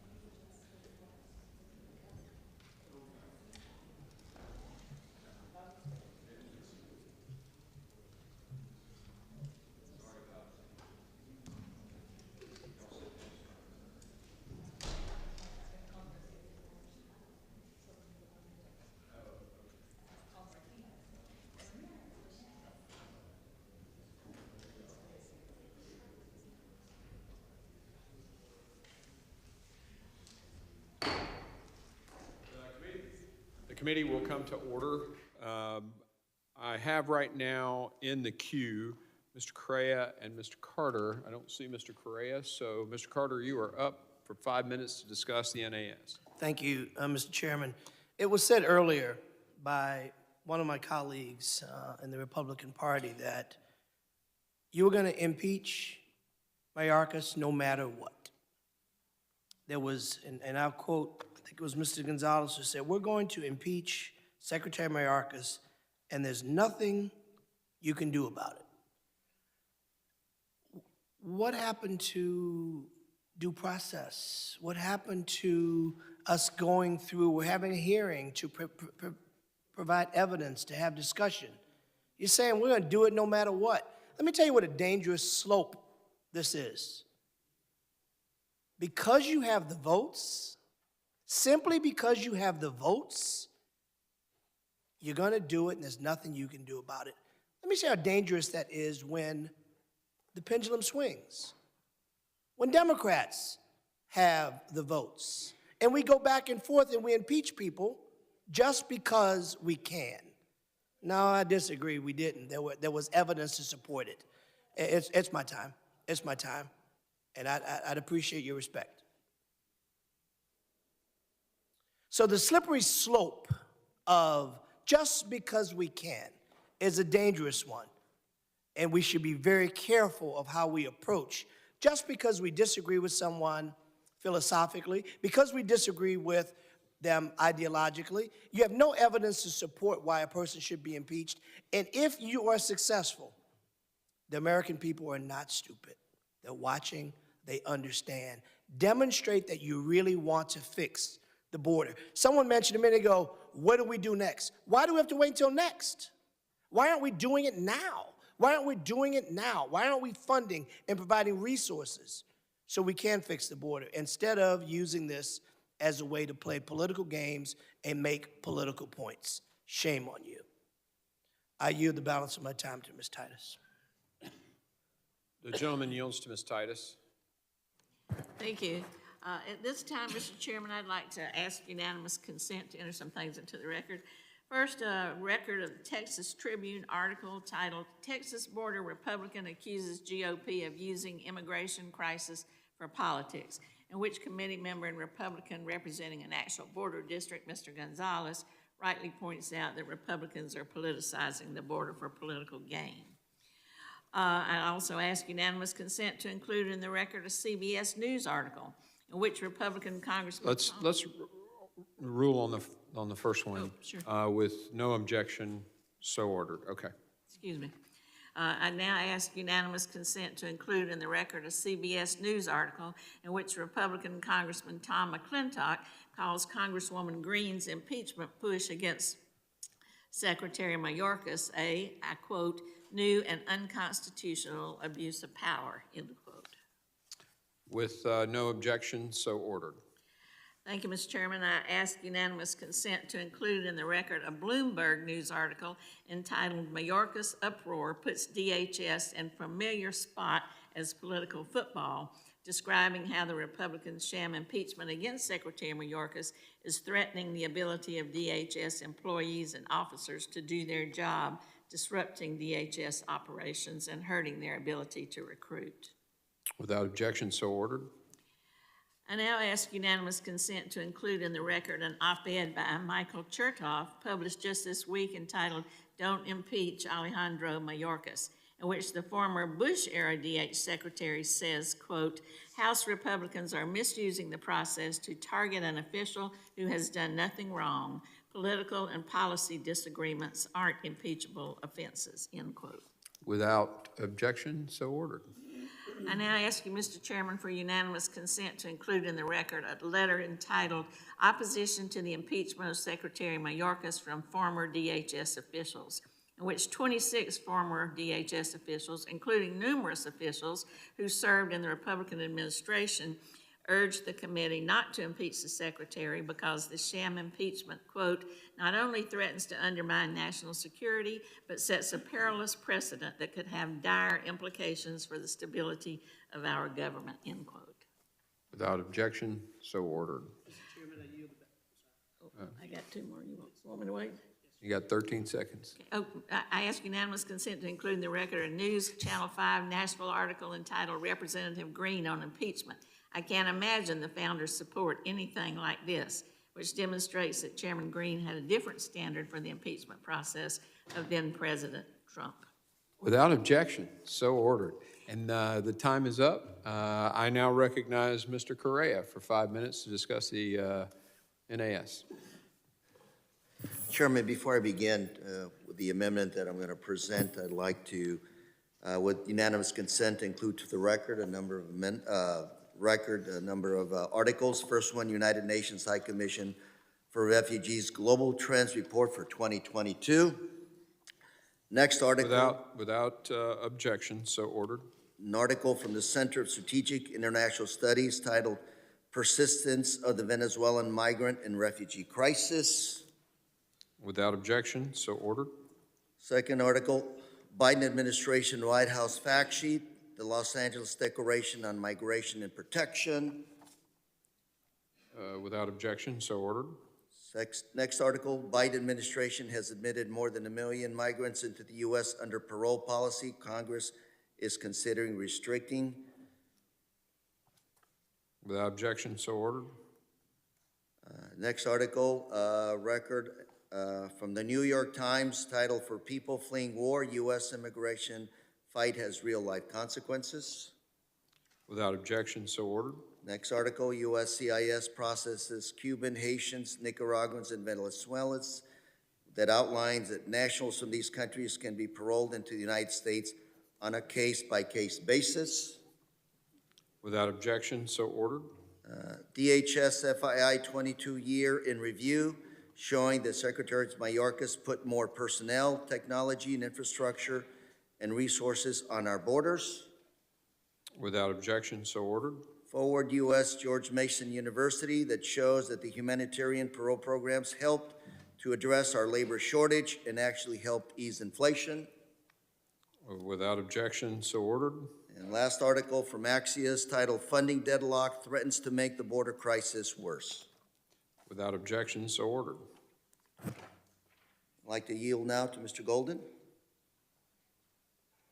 To Mr. Ivey. Mr. Ivey, you're recognized. I'll look the same. Thank you, Mr. Chairman.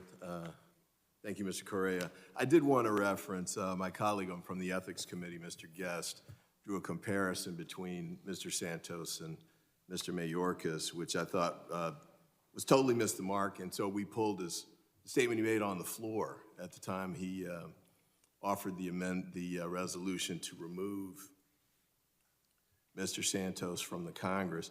I just want to point out a couple of things, since we're both on the Ethics Committee, that show a stark contrast between what we did there and what's happening here today. First of all, the Ethics Committee moved in a bipartisan way.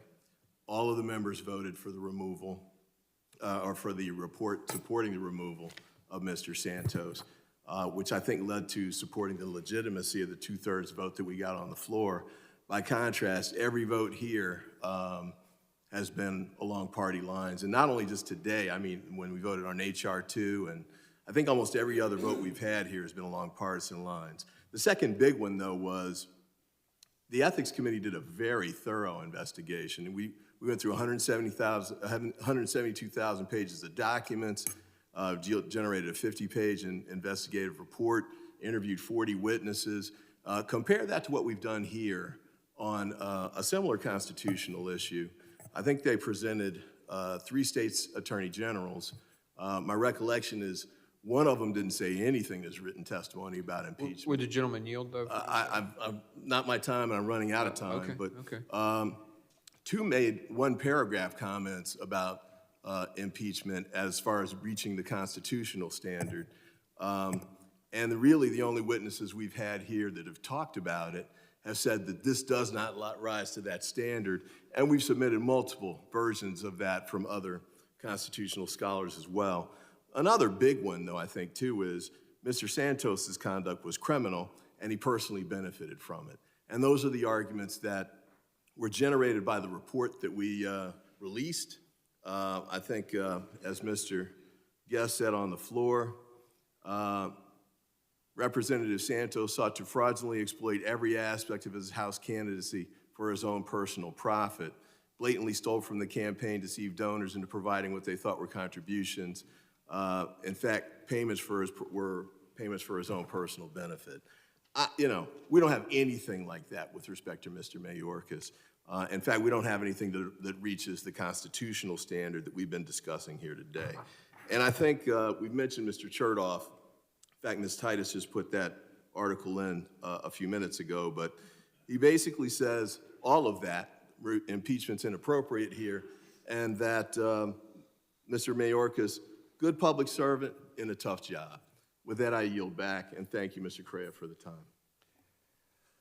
The gentleman yields. I now recognize Mr. Kane for 5 minutes of discussion on the ANS. Thank you, Mr. Chairman. I want to yield my time to the chairman after stating that my name is actually Crane, not Kane. Thank you. And you're from Texas, right? The gentleman yields to me. I want to just clarify here. We've got 400 pages of a report from 5 different phases of several months of digging into this. To imply that it was 3 states' attorneys general are only witnesses that have come before this committee and talked about the failure of the secretary to adhere to the laws passed by this Congress. That's not fair. Will the gentleman yield? No, I'm not going to yield. We haven't made a habit of that today, so I'm not either. Whenever you're finished. That's not what Just for a question. No. So I think it's really, we disagree. I think even if he was a Republican, if it's just elections and impeachment is for something different than this, you can have a cabinet secretary get in there and just do whatever the heck they want. And that's not what our founders intended. They did not intend for 3 separate equal branches of government where one writes the laws and another one executes it, that somebody in this branch can just do whatever the heck they want. That makes no sense. It's not even intuitively obvious to a casual observer. And so there are people out there who say, y'all had 2, the minority had 2 witnesses come in here. It was fascinating, though, when we went back to their statements on the Trump impeachment, they talked about policy, even one of them, even policy is a justification for impeachment. But of course, now that it's this situation, that's not the case. And I actually played the podcast. So, I played it on the overhead. So this is a disagreement. But I genuinely believe at the core of who I am, when you take an oath to defend that Constitution, that means the principle of the Constitution of separation of powers is entertained. And I quoted earlier, or someone quoted earlier, a case where lawlessness is not, one of the founders said it, I think it was Madison, not acceptable. And so, I know we disagree, but in my heart of hearts, if this was a Republican, I'd be doing the same thing. And I yield back to Mr. Crane. I yield. Gentleman yields. Are there any other members who wish to speak on the, Mr. Menendez, you're recognized for 5 minutes to speak on the amendment. Thank you, Mr. Chair. I'd like to yield to my colleague from New York, Dan Goldman. Thank you, Mr. Menendez. Mr. Chairman, you had an opportunity to address a Republican subject to impeachment. And at the time of Donald Trump's first impeachment, you made a number of statements talking about the high bar for high crimes and misdemeanors, that this did not meet it. And let's just review the facts. I'll let you respond. Okay. I just wanted to know which one you were talking about, because there were 2 impeachments last time, one with a steel dust. I'm talking about turned out to be false, and then the January Okay, 6th stuff. it's So, my okay. time, and I'm happy to address I just wanted that, you to clarify what you were. because I hear you and many of your colleagues completely misrepresenting what that impeachment was about. That impeachment did not include, rely upon, or have anything to do with the Steele dossier. Go look it up, Mr. Bishop. It did not. It absolutely did not. It started with Rudy Giuliani in Ukraine doing Donald Trump's bidding to try to extort the president of Ukraine to open an investigation that would help Donald Trump's political reelection chances. Now, whatever you think of whether that rises to a high crime or misdemeanor, it was clear, based on a bipartisan vote in the Senate, that Donald Trump used the power of his office purely for his own personal gain. He did not use it for any official purposes. And even one of his lawyers went on the Senate floor and tried to make the argument that whatever is in Donald Trump's personal interest is in the national interest, and that's why impeachment should not apply. You're saying I said that?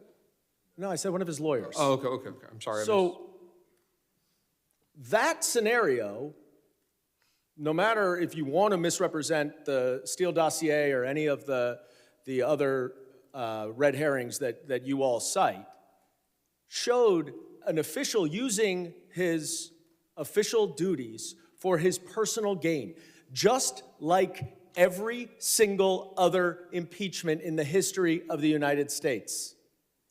And so what we have here is an official acting in his official capacity for the benefit of the public interest, as he has done for his 22-year career in government service.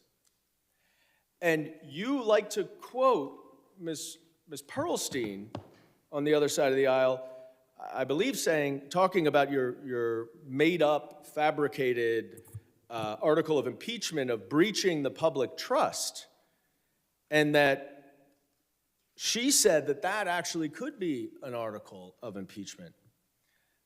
And what she said is, offenses against the public trust are instances in which an official is willfully acting for his own benefit or the benefit of his own power or on behalf of a foreign power, which of course was what the framers were worried about when they talked about unworthy men who would take bribes from foreign governments when they created, as Mr. McCall said, what is now the Department of State.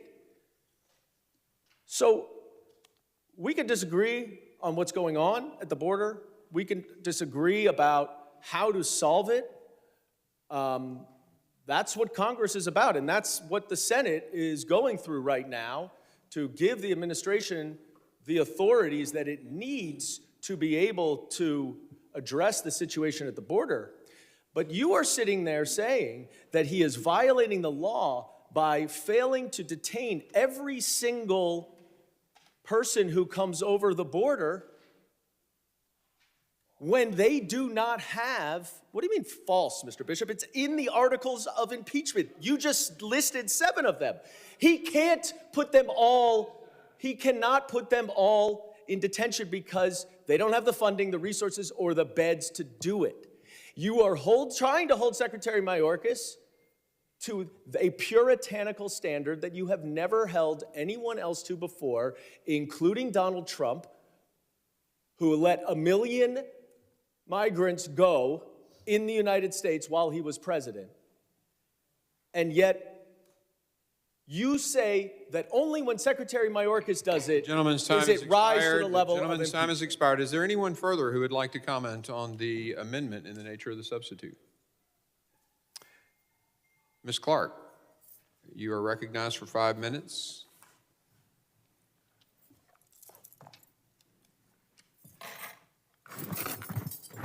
Thank you very much, Mr. Chairman. I have materials that I'd like to have ask unanimous consent to include in the record. It's an article from the constitutional law expert, Mr. Frank Bowman, entitled "Republicans are calling to impeach Homeland Security Secretary Alejandro Mayorkas.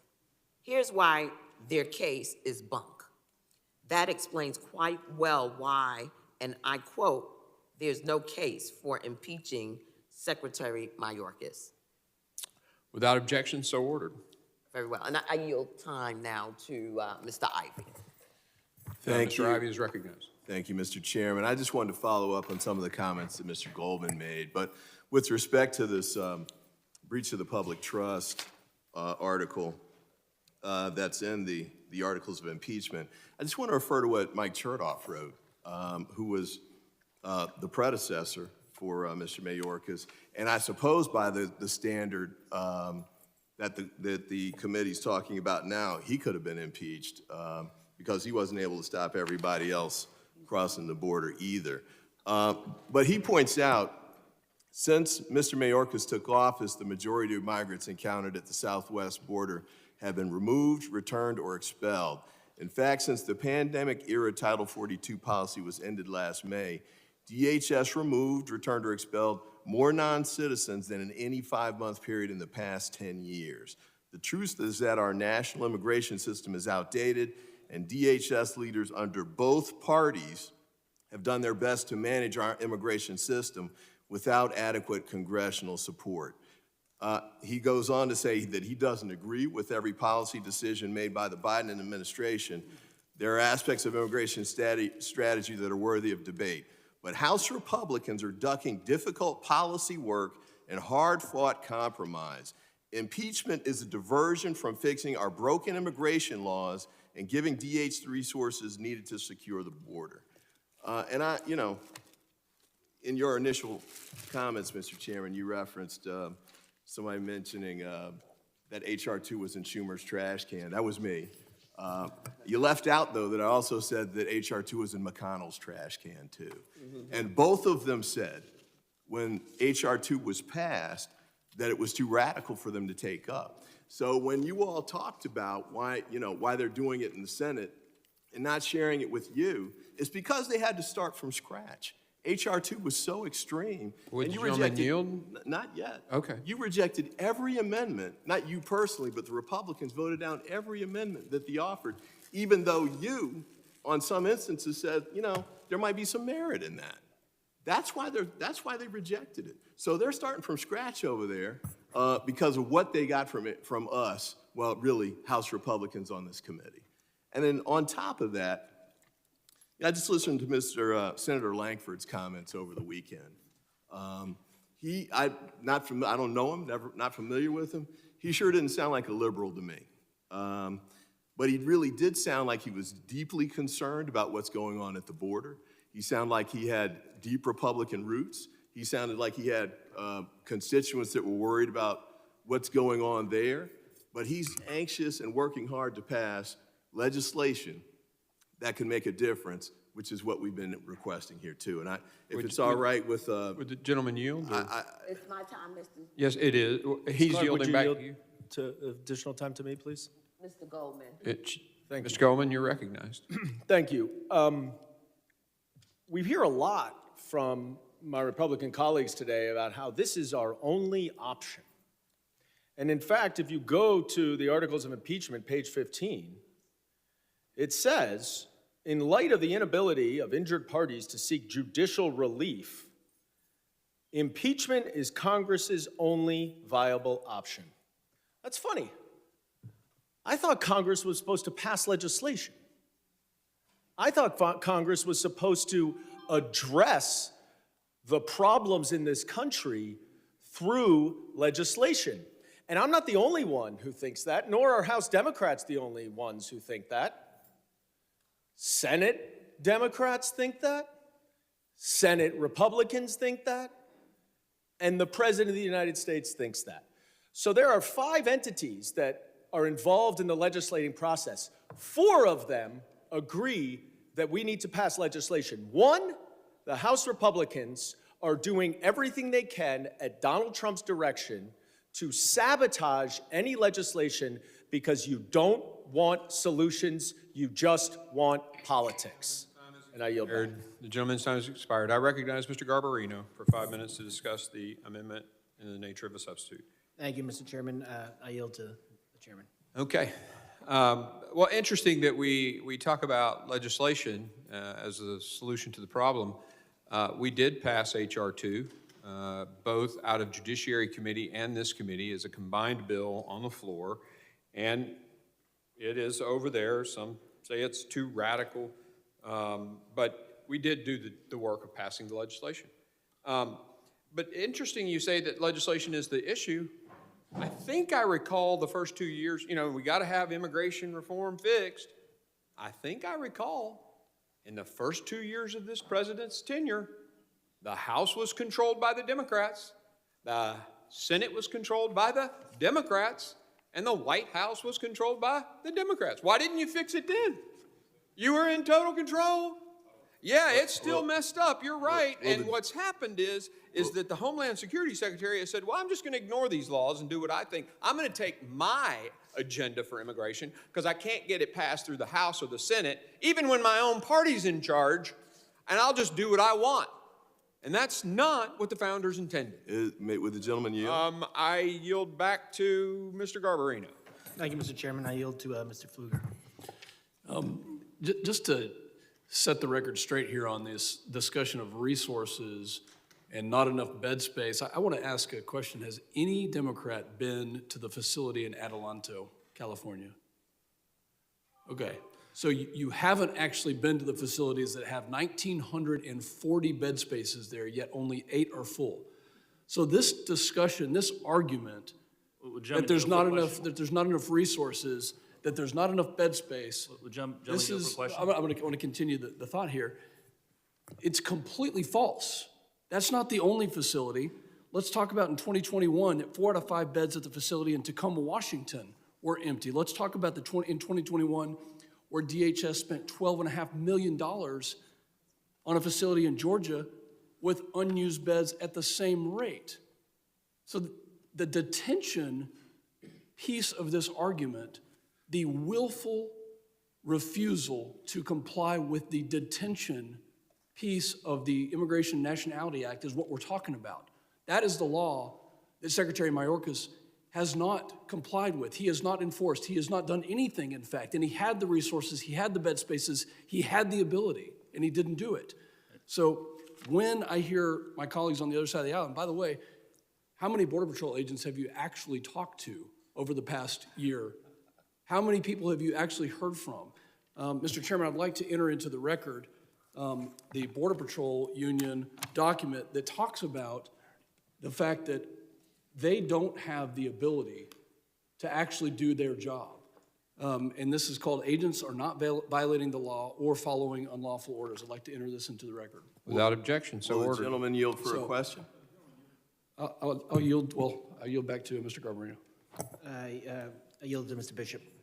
I thank the gentleman from New York. And there's one other thing to add to the cogent point being made by the chairman and then by Mr. Pfluger. It is a straw man argument to say that Republicans are doing this because Mayorkas has not detained every single migrant in a particular category. And what I endeavored to suggest a moment ago was that the articles, I would ask somebody to point to me the page in the line where it says anything about every single migrant. What it's saying is, of course, there remains, even when Congress passes a law to restrict prosecutorial discretion from being exercised in a certain way, obviously there are certain circumstances where it can't be avoided. So if an administration is doing its best, if the secretary is doing his best or her best to abide the law, but circumstances prevent it. But when you're reducing the amount year over year that you're asking for detention beds from 54,000, it goes up to 60,000, then down to 32,500, down to 25, those are the requests of the department. They're creating the circumstances under which they are accomplishing what they want to do, which is preventing themselves from being able to follow the law in the main. They're trying to change the categorization of migrants by which they detain or do not detain. That's different than not being able to detain every single migrant. And I can tell you this, if they were trying If Secretary Mayorkas were trying to follow the law and there were circumstances that were preventing it, there would be a wholly different reaction from this Congress. I yield back. Mr. Bishop, I would point you to page 16. The gentleman yields and his time lines has expired. 17 His through time has 19. expired and you are not recognized. Now, is there anyone else who would like to speak on the amendment? Hearing none. Are there any amendments to the amendment in the nature of a substitute? An amendment at the desk. The gentlelady from Texas has an amendment at the desk. Mr. Chairman, we don't have an amendment at the desk. 117. Point of order is reserved. An amendment to the amendment in the nature of a substitute to HRes 863 offered by Ms. Jackson Lee. Without objection, the reading is dispensed with. Chairman, I object to waiving the reading of the amendment and ask that it be read in full.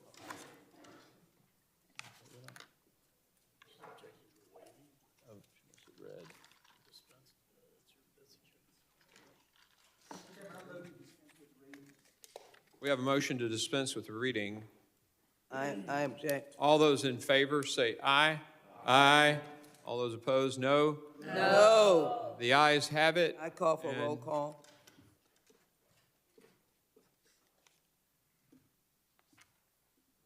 There's a call for a recorded vote. The clerk will call the roll. Mr. McCall. Aye. Mr. McCall votes aye. Mr. Higgins. Mr. Higgins votes aye. Mr. Guest. Mr. Guest votes aye. Mr. Bishop. Mr. Bishop votes aye. Mr. Jimenez. Aye. Mr. Jimenez votes aye. Mr. Pfluger. Aye.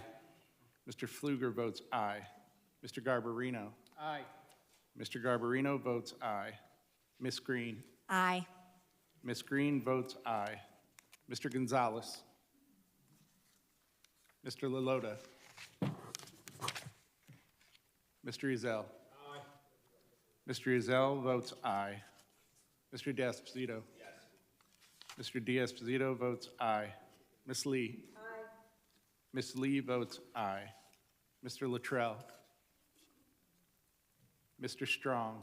Aye. Mr. Strong votes aye. Mr. Burkeen. Aye. Mr. Burkeen votes aye. Mr. Crane. Aye. Mr. Crane votes aye. Ranking Member Thompson. Nay. Ranking Member Thompson votes no. Ms. Jackson Lee. No. Ms. Jackson Lee votes no. Mr. Payne. No. Mr. Payne votes no. Mr. Swalwell. Mr. Correa. Mr. Correa votes no. Mr. Carter. No. Mr. Carter votes no. Mr. Tanadar. No. Mr. Tanadar votes no. Mr. Magaziner. No. Mr. Magaziner votes no. Mr. Ivy. No. Mr. Ivy votes no. Mr. Goldman. No. Mr. Goldman votes no. Mr. Garcia. No. Mr. Garcia votes no. Mrs. Ramirez. No. Mrs. Ramirez votes no. Mr. Menendez. No. Mr. Menendez votes no. Ms. Clark. No. Ms. Clark votes no. Ms. Titus. No. Ms. Titus votes no.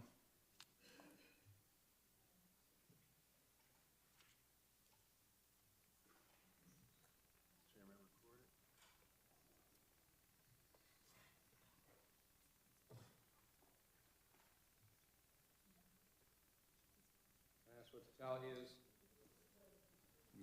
Can I ask what the tally is?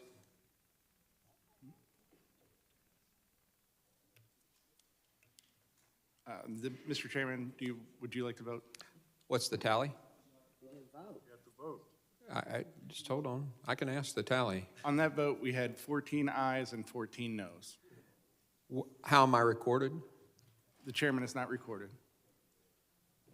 Chair votes aye. Chairman votes aye. How's Mr. Lalota recorded? Mr. Lalota is not recorded. Mr. Lalota votes aye. What's the tally now? How is Mr. Luttrell recorded? Mr. Luttrell is not recorded. Mr. Luttrell votes aye. Anybody else? What's the tally? On that vote, there were 17 ayes and 14 noes. The ayes have it. The clerk will distribute the amendment.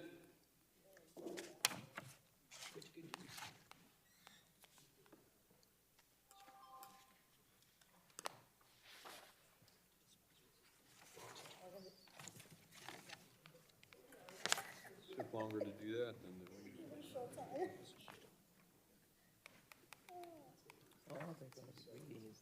That's all they would have read. Got that cardio. Mr. Chairman, question on procedure.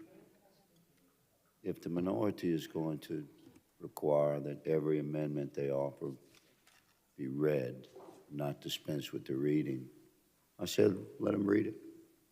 We can be here all night. It's fine with me. We look forward to your vote. The clerk will report the amendment.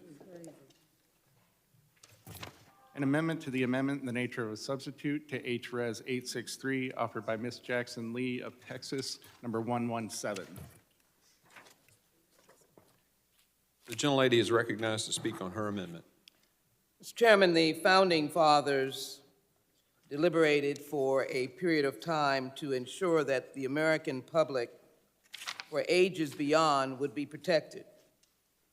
And so their interpretation of impeachment, which, by the way, to answer a question posed some many minutes and hours ago, yes, there is authority to do our job. Yes, impeachment does exist. As Professor Charles Black has indicated, it deals with other high crimes and misdemeanors. In particular, impeachment is focused on the idea of treason, bribery, high crimes and misdemeanors. Professor Black notes that in his influential handbook, impeachment is not permitted for mere inefficient administration or administration that does not accord with Congress' view of good policy. Simply put, the Constitution forbids impeachment based on policy disagreements between the House and the executive branch, no matter how intense or high stakes those differences of opinion are. I would venture to say that the disruption of a presidential election in 2020 was not a mere disagreement between Congress and the executive, a direct connection to disrupting the election and changing the election, nor was an outright insurrection on January 6th could be equal to the idea of a disagreement with Congress. And so what we have here today are two articles with no constitutional basis of charging a secretary or a public figure anything dealing with an unconstitutional violation. It has been 9 months since our committee's chair told his donors in Tennessee to, quote, get the popcorn, unquote, for his 5-phase predetermined plan to impeach a cabinet secretary over policy differences. Over 9 months, the hearings floundered. Not a shrivel of evidence of high crimes or misdemeanors.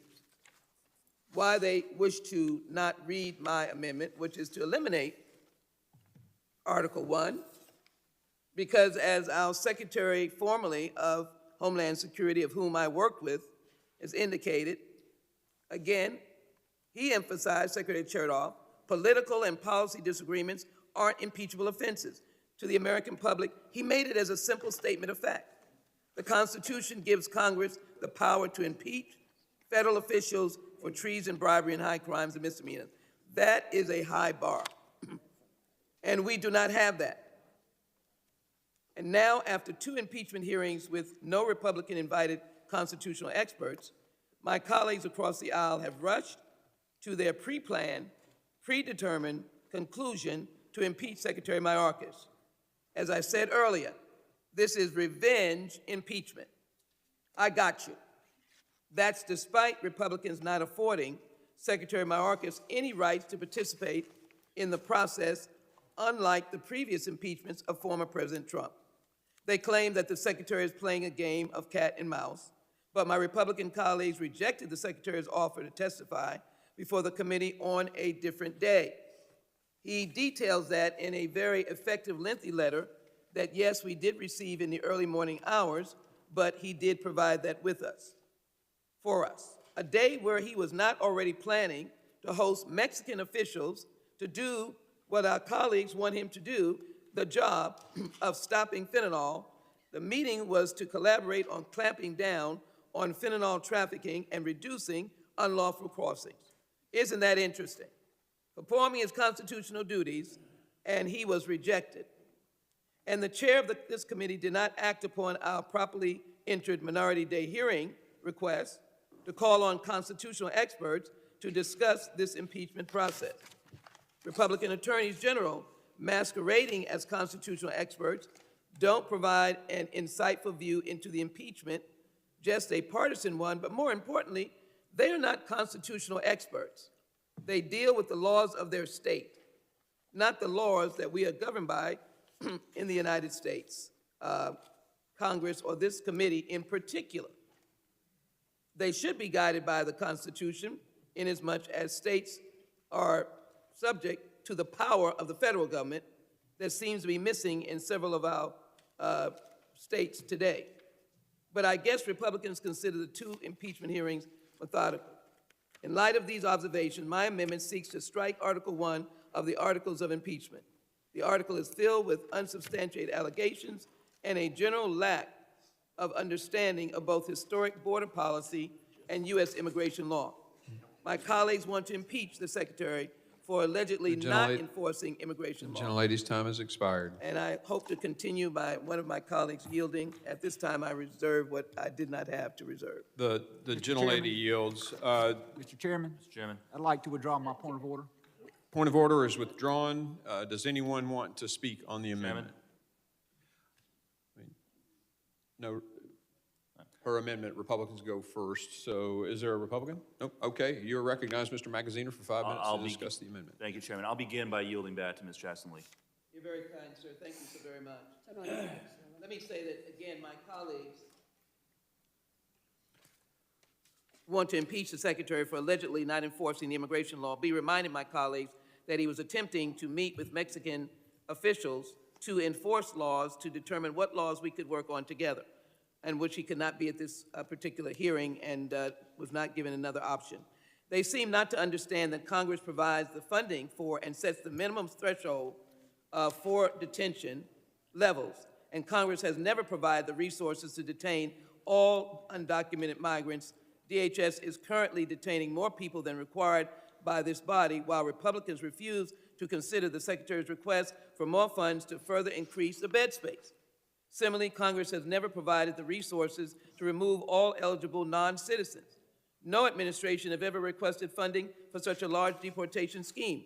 We have not even tried to participate in legal, if you will, immigration by providing the necessary tools. I didn't say that they would all be granted for asylum. And so we have an extensive backlog in all forms of assessing the migrants coming across the border. Therefore, Secretary Mayorkas uses prosecutorial discretion in the absence of other tools in accordance with longstanding precedent, and rightly instructs the officers and agents to prioritize threats to public safety, national security, and border security as the American people would want them to do. How do you protect us, Mr. Secretary? Well, I've been given zero by this Congress. They've done nothing for comprehensive immigration reform, so I'm going to, in my best judgment, as a public servant, following the Constitution, doing my duty, try to ensure that you will have the opportunity to be safe.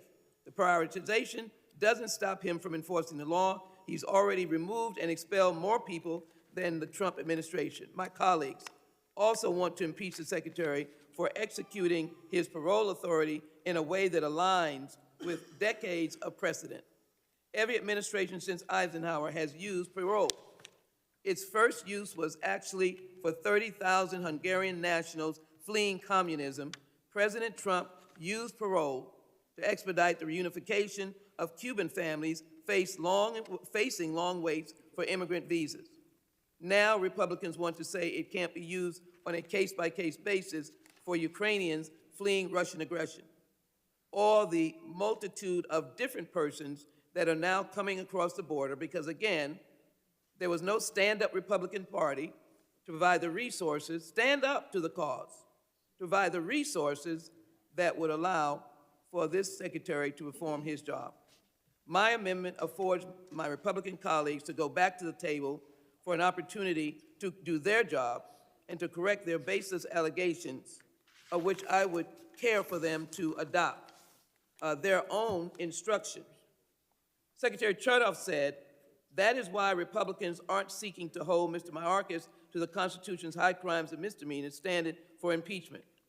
They make the unsupported argument that he is derelict in his duty, and they have no basis to be able to suggest that. And Secretary Chertoff goes on to say, the truth is that our national immigration system is outdated, and DHS leaders under both parties have done their best to manage our immigration system without adequate congressional support. But no Democrat, during the time that we were in the majority, attempted to impeach our Secretaries of Homeland Security when they respectively had challenges and difficulties sending or returning migrants that were coming to this country. So let me, as I conclude, we have been executing, and this is by way of Secretary Mayorkas, but no one wants to listen to. We have been executing an unprecedented and high-impact campaign to disrupt, dismantle the smuggling organizations. More than 14,000 smugglers throughout the region have been arrested, and thousands have been prosecuted under federal law. We have worked with Mexico to conduct mirrored patrols along the southwest border, protection of the southwest border. And we have worked with Mexico and other countries to increase interdictions along the migratory routes, include repatriation flights, and execute the removal of third country nationals. Last year, we secured funding to hire 300 more Border Patrol. We scrapped and got whatever we could get. Gentlelady, your time has expired, And but so I think ask my Mr. colleagues Thinidar is going to support yield to the you. Jackson-Lee Mr. amendment Thinidar, to you're eliminate recognized. Article 1. I yield back. Thank you, Mr. Chair. I yield my time to the gentleman from Rhode Island. Mr. Magaziner is recognized. Thank you, Chairman, and thank you to Representative Tannadar. I want to speak in favor of Ms. Jackson-Lee's amendment. The legal case for impeachment in these articles is incredibly thin, and I want everyone to understand this. In Article 1, the argument that House Republicans are making is that somehow Secretary Mayorkas is choosing not to follow the law because a portion of migrants apprehended at the border are not being detained until their cases are heard. But again, there is not enough detention capacity because this Congress has not provided that funding for that capacity. Stats and numbers don't lie. For fiscal year 2024, and I want everyone to hear this, Congress provided funding for 34,000 beds in ICE detention centers, 34,000. The average daily population in those detention centers is 37,000 people. They are at capacity. So there may be individual examples of certain facilities at certain times that are not at capacity for safety reasons or health reasons or whatever the case may be.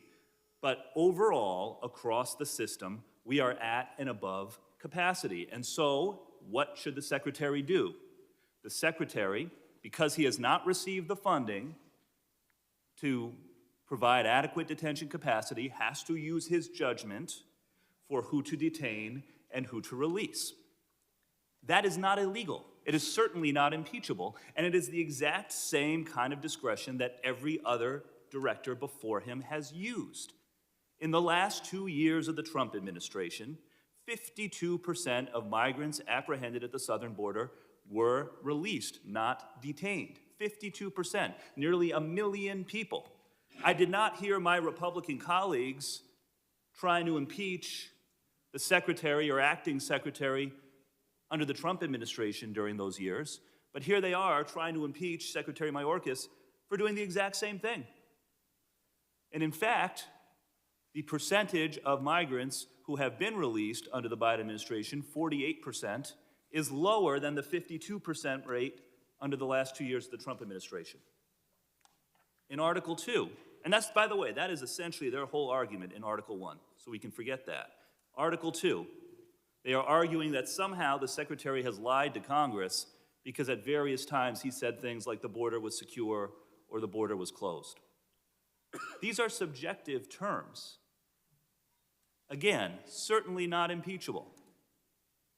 If he said, you know, we're holding an average daily count of 37,000 people a day when it was really 10,000 a day, well, that would be a lie. That would be misstating a fact. But characterizing the situation on the ground in a way that my Republican colleagues might disagree with is certainly not impeachable or a lie. If I say to you, it's hot outside and you think it's cold, I haven't lied to you. If I say to you it's 80 degrees and it's actually 40 degrees, well, that might be a lie. Would the gentleman yield? But I'll just say once again, you're talking about terms like closed, secure, that are inherently subjective terms. Oh, okay, I mean, there are certain terms like, operationally secure that may have a legal definition, but again, the idea that this would be an impeachable offense is ludicrous.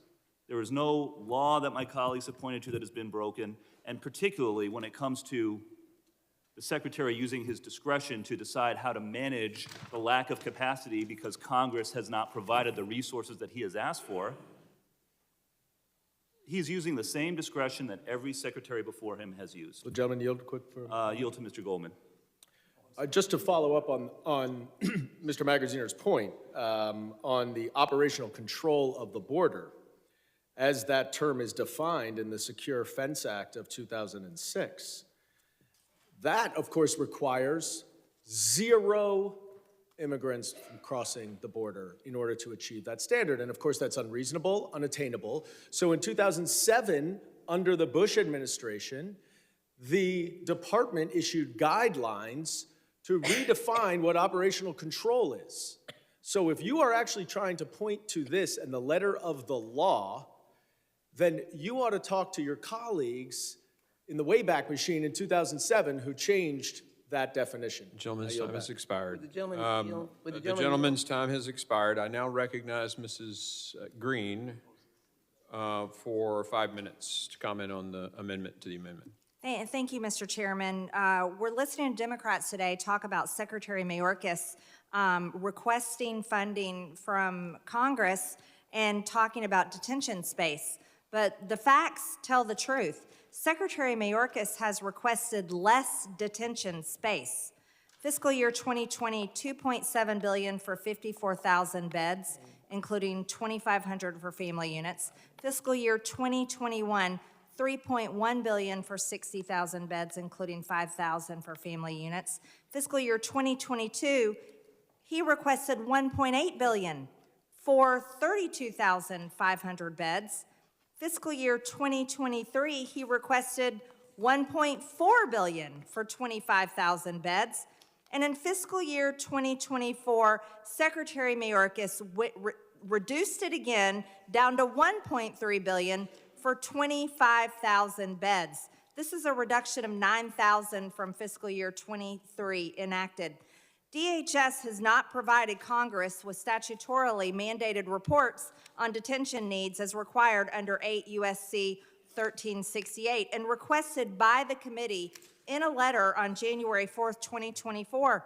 Also, DHS claims in fiscal year 22 and 23 budget requests that a reduction in detention capacity level will not impede ICE's ability to apprehend, detain, and remove non-citizens that present a threat to national security, border security, and public safety.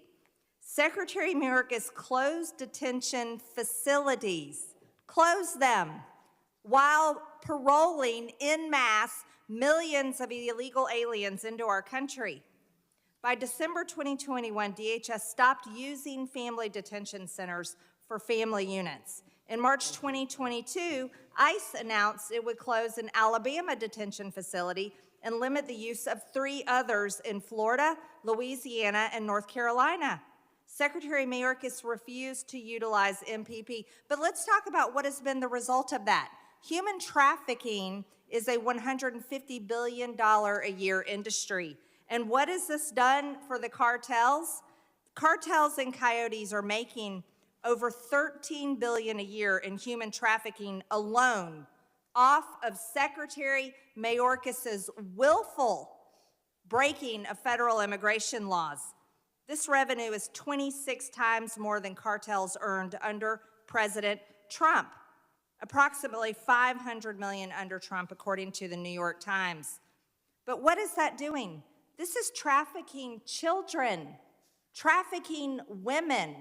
This is what, he is not holding these people. He is not detaining these people. He's not coming to us and asking us for more money. He's asking us for less money. He's asking us for less beds. And then he's closing down detention facilities. It is an outright lie to claim that Secretary Mayorkas is following the law when in fact he's not. He is breaking the law. And he is paroling them by the millions into the interior of the United States. What else has happened since then? Fentanyl, the #1 killer for Americans between ages 18 and 45.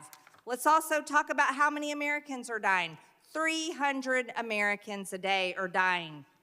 Let's talk about what that does to people like 2 of my constituents, Jose and Isabel Lerma, who were killed in a human smuggling pursuit caused by Mayorkas's open border policies. What about 20-year-old Kayla Marie Hamilton? Remember her mother?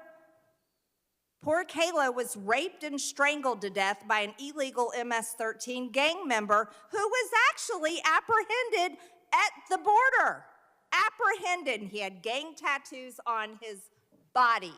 But because Secretary Mayorkas breaks federal law, he says, go ahead and release these people into our country. And this 20-year-old was raped and murdered by an MS-13 gang member who should have never been in the United States. This is the outcome.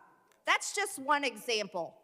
We could spend hours and hours. You know what? We could go all week, and I'm sure Chairman Green would let us do it if we talked about every American who has been affected by Secretary Mayorkas willfully breaking federal immigration law. Is that what we must do? If we must, we must. Mr. Chairman, I yield.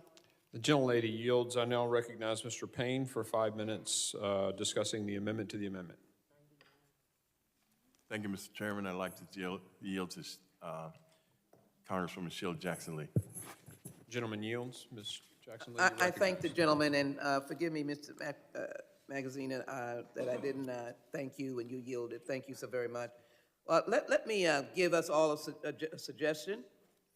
Let us move to adjourn this meeting and have an authorization meeting, because my heart goes out to every single victim that has suffered a loss of life, being a family member or who's died in this terrible scourge of drug trafficking or fentanyl.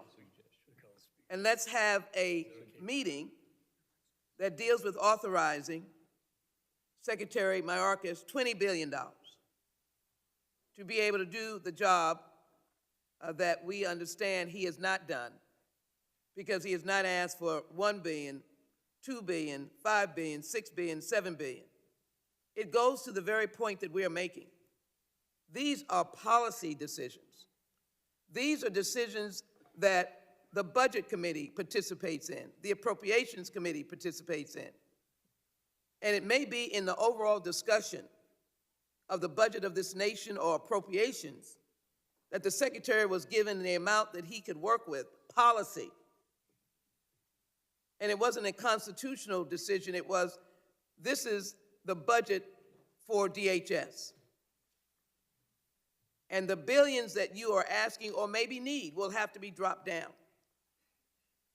And so I can't for the life of me see why my colleagues cannot understand that you are dealing clearly with the issue of a policy decision and a very wise secretary that is trying to do his job by protecting us in the narrow way that he's allowed to do so. Here are my resources. Here is who I can detain. And for the information of this committee, many Republicans want to use our immigration and criminal justice system to solve public health crises or blame the secretary. Under President Biden's leadership, overdose deaths have decreased or been flat each month for 6 consecutive months. As well, we have reported, based on a rolling 12-month count, with significant increases during the final year of the Trump administration. We didn't have that. With Democrats, we've been working to bring it down and to stop the scourge of drug trafficking. In September 2021, during the first year of the Biden administration, the DOJ and DEA announced law enforcement surge that resulted in the seizure of far more of these fentanyl pills and other horrible aspects. And so the real question is, how long are we going to pursue a question of behavior under your job versus direct acts that result in the deaths of people? Are you telling me Secretary Mayorkas was directly involved in killing people? Would we go to that length?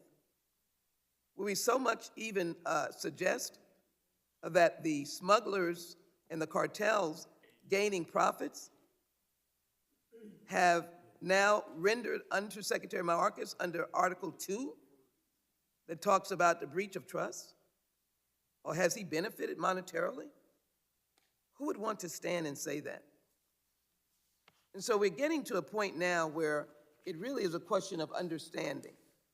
And that understanding is that Article 1 does not fit any of the charges that the Republicans are making against this gentleman. They're not constitutionally grounded. And we have not allowed the Secretary, who is now engaged in negotiations now for over a month, I believe, or more, with the Senate, a very table that the House Republicans have been invited to sit at, the very table that the Speaker of the House has been invited to sit at. And my understanding is that their seats are vacant. But yet our Secretary of Homeland Security, under the threat of impeachment, at every point has gotten up every day to participate in abiding by laws that he hopes will make this country safer. Is that the basis of impeachment? Is that the accusation that will hold under this Article 1? Mr. Chairman, it will not hold, and I ask my colleagues to support the Jackson-Lee Amendment and vote down Article 1. Gentlelady's time has expired. thank I you, now Mr. recognize Mr. Guest for 5 minutes to discuss the amendment to the amendment. Briefly, Mr. Chairman, I oppose the amendment.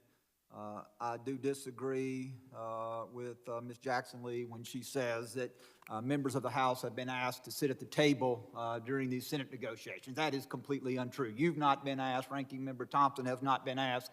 These negotiations are taking place behind closed doors in secret, and we have no input whatsoever.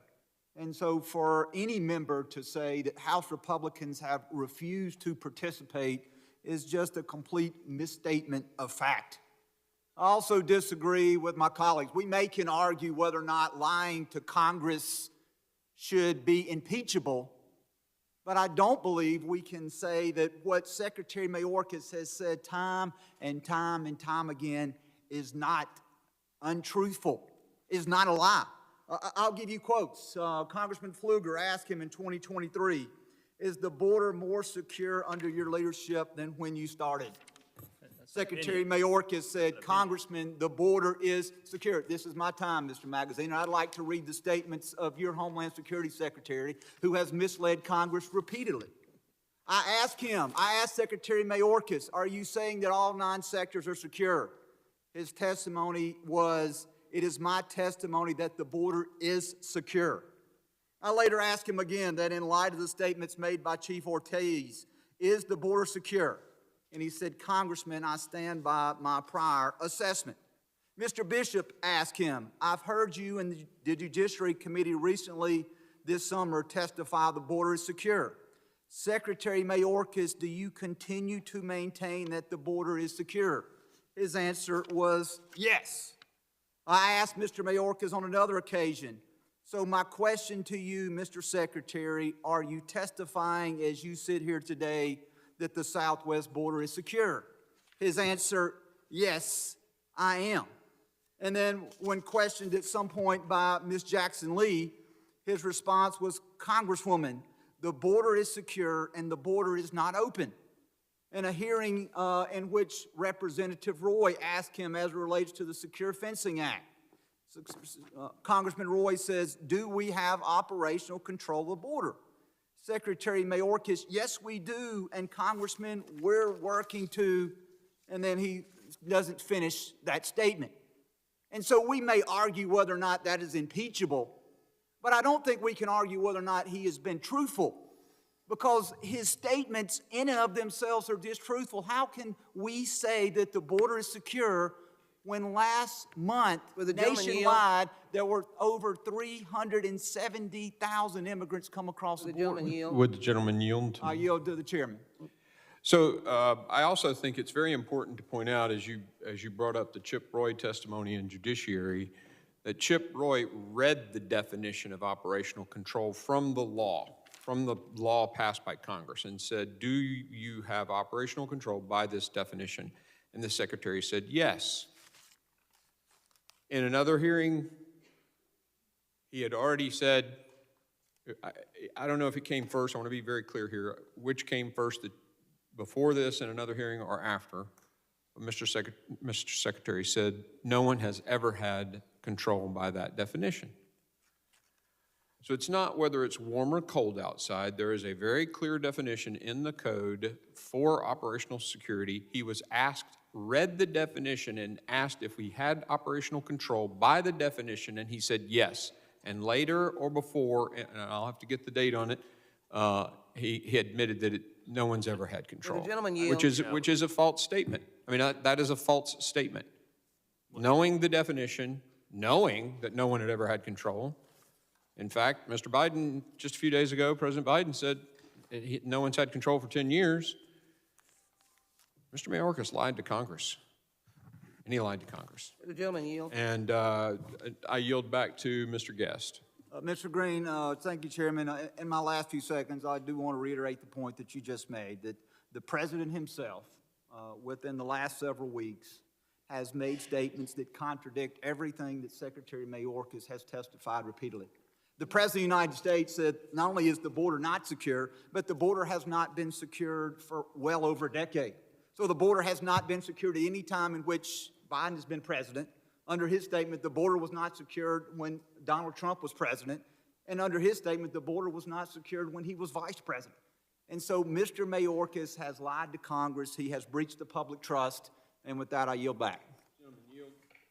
The gentleman yields. Does anyone else wish to speak on the amendment to the amendment? Yes, Mr. Chairman. Mr. Goldman, you are recognized. So secure is a term of art, as you know. Operational control and secure of the border is under the Secure Fence Act of 2006. The Department of Homeland Security under George Bush in 2007 recognized that it's an impossible standard, and they implemented rules and regulations by which the department has operated since 2007 under the Bush administration, Obama administration, Trump administration, and Biden administration. And so when Secretary Mayorkas says it is secure according to the guidelines that oversee the Department of Homeland Security. Nobody is escorted into this country. But I want to talk about Ms. Jackson Lee's amendment because it is one that I fully support, and I want to focus on on a reason that we haven't talked about very much, which is the complete lawlessness of this impeachment process. This was referred to this committee for impeachment, but that does not mean that prior impeachments are irrelevant as precedent. Prior impeachments have always allowed for due process to the individual who is being impeached. Right.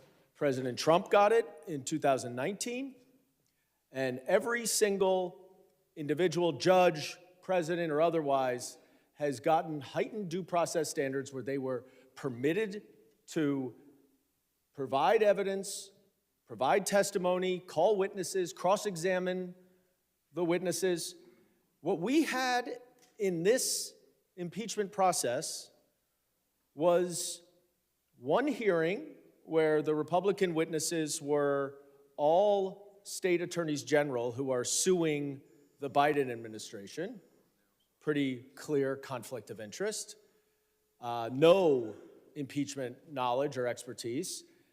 And another hearing where we heard stories, tragic stories from parents of children who have died.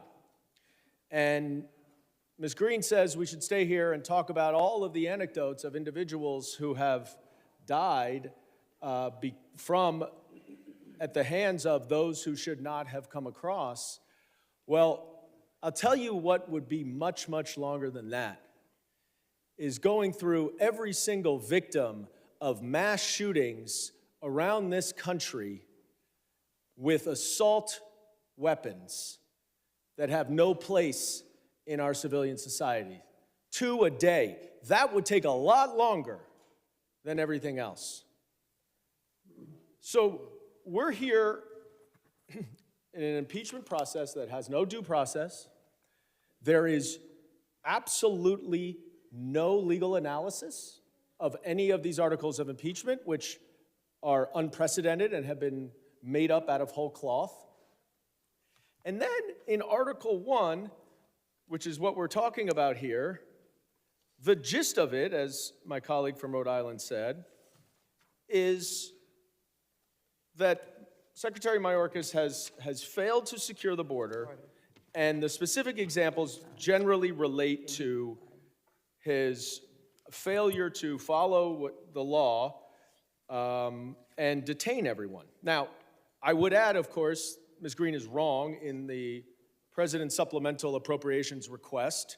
The President did ask for more funding for ICE detention. He asked for more funding for Border Patrol agents, for asylum officers, for immigration judges, for USCIS officials to process everything, because we have such a backlog of the asylum process. But he's being impeached right now because he did not put everyone in jail. That's what we said. Now, Mr. Bishop then responded saying, no. Well, obviously there are some circumstances when not everyone can be detained, and in those circumstances, then not everybody should be detained. So I figured it out. We have the impeachment of Secretary Mayorkas, because the law says that immigrants shall be detained unless it is the judgment of Representative Dan Bishop of North Carolina that they are exempt from detention. Thank you. I yield back. The gentleman yields in time. I thank the gentleman. Ladies and gentlemen, we have votes going on right now. We're going to recess and we will reconvene at 4:40. At 4:40, we're starting back in here. We're in recess.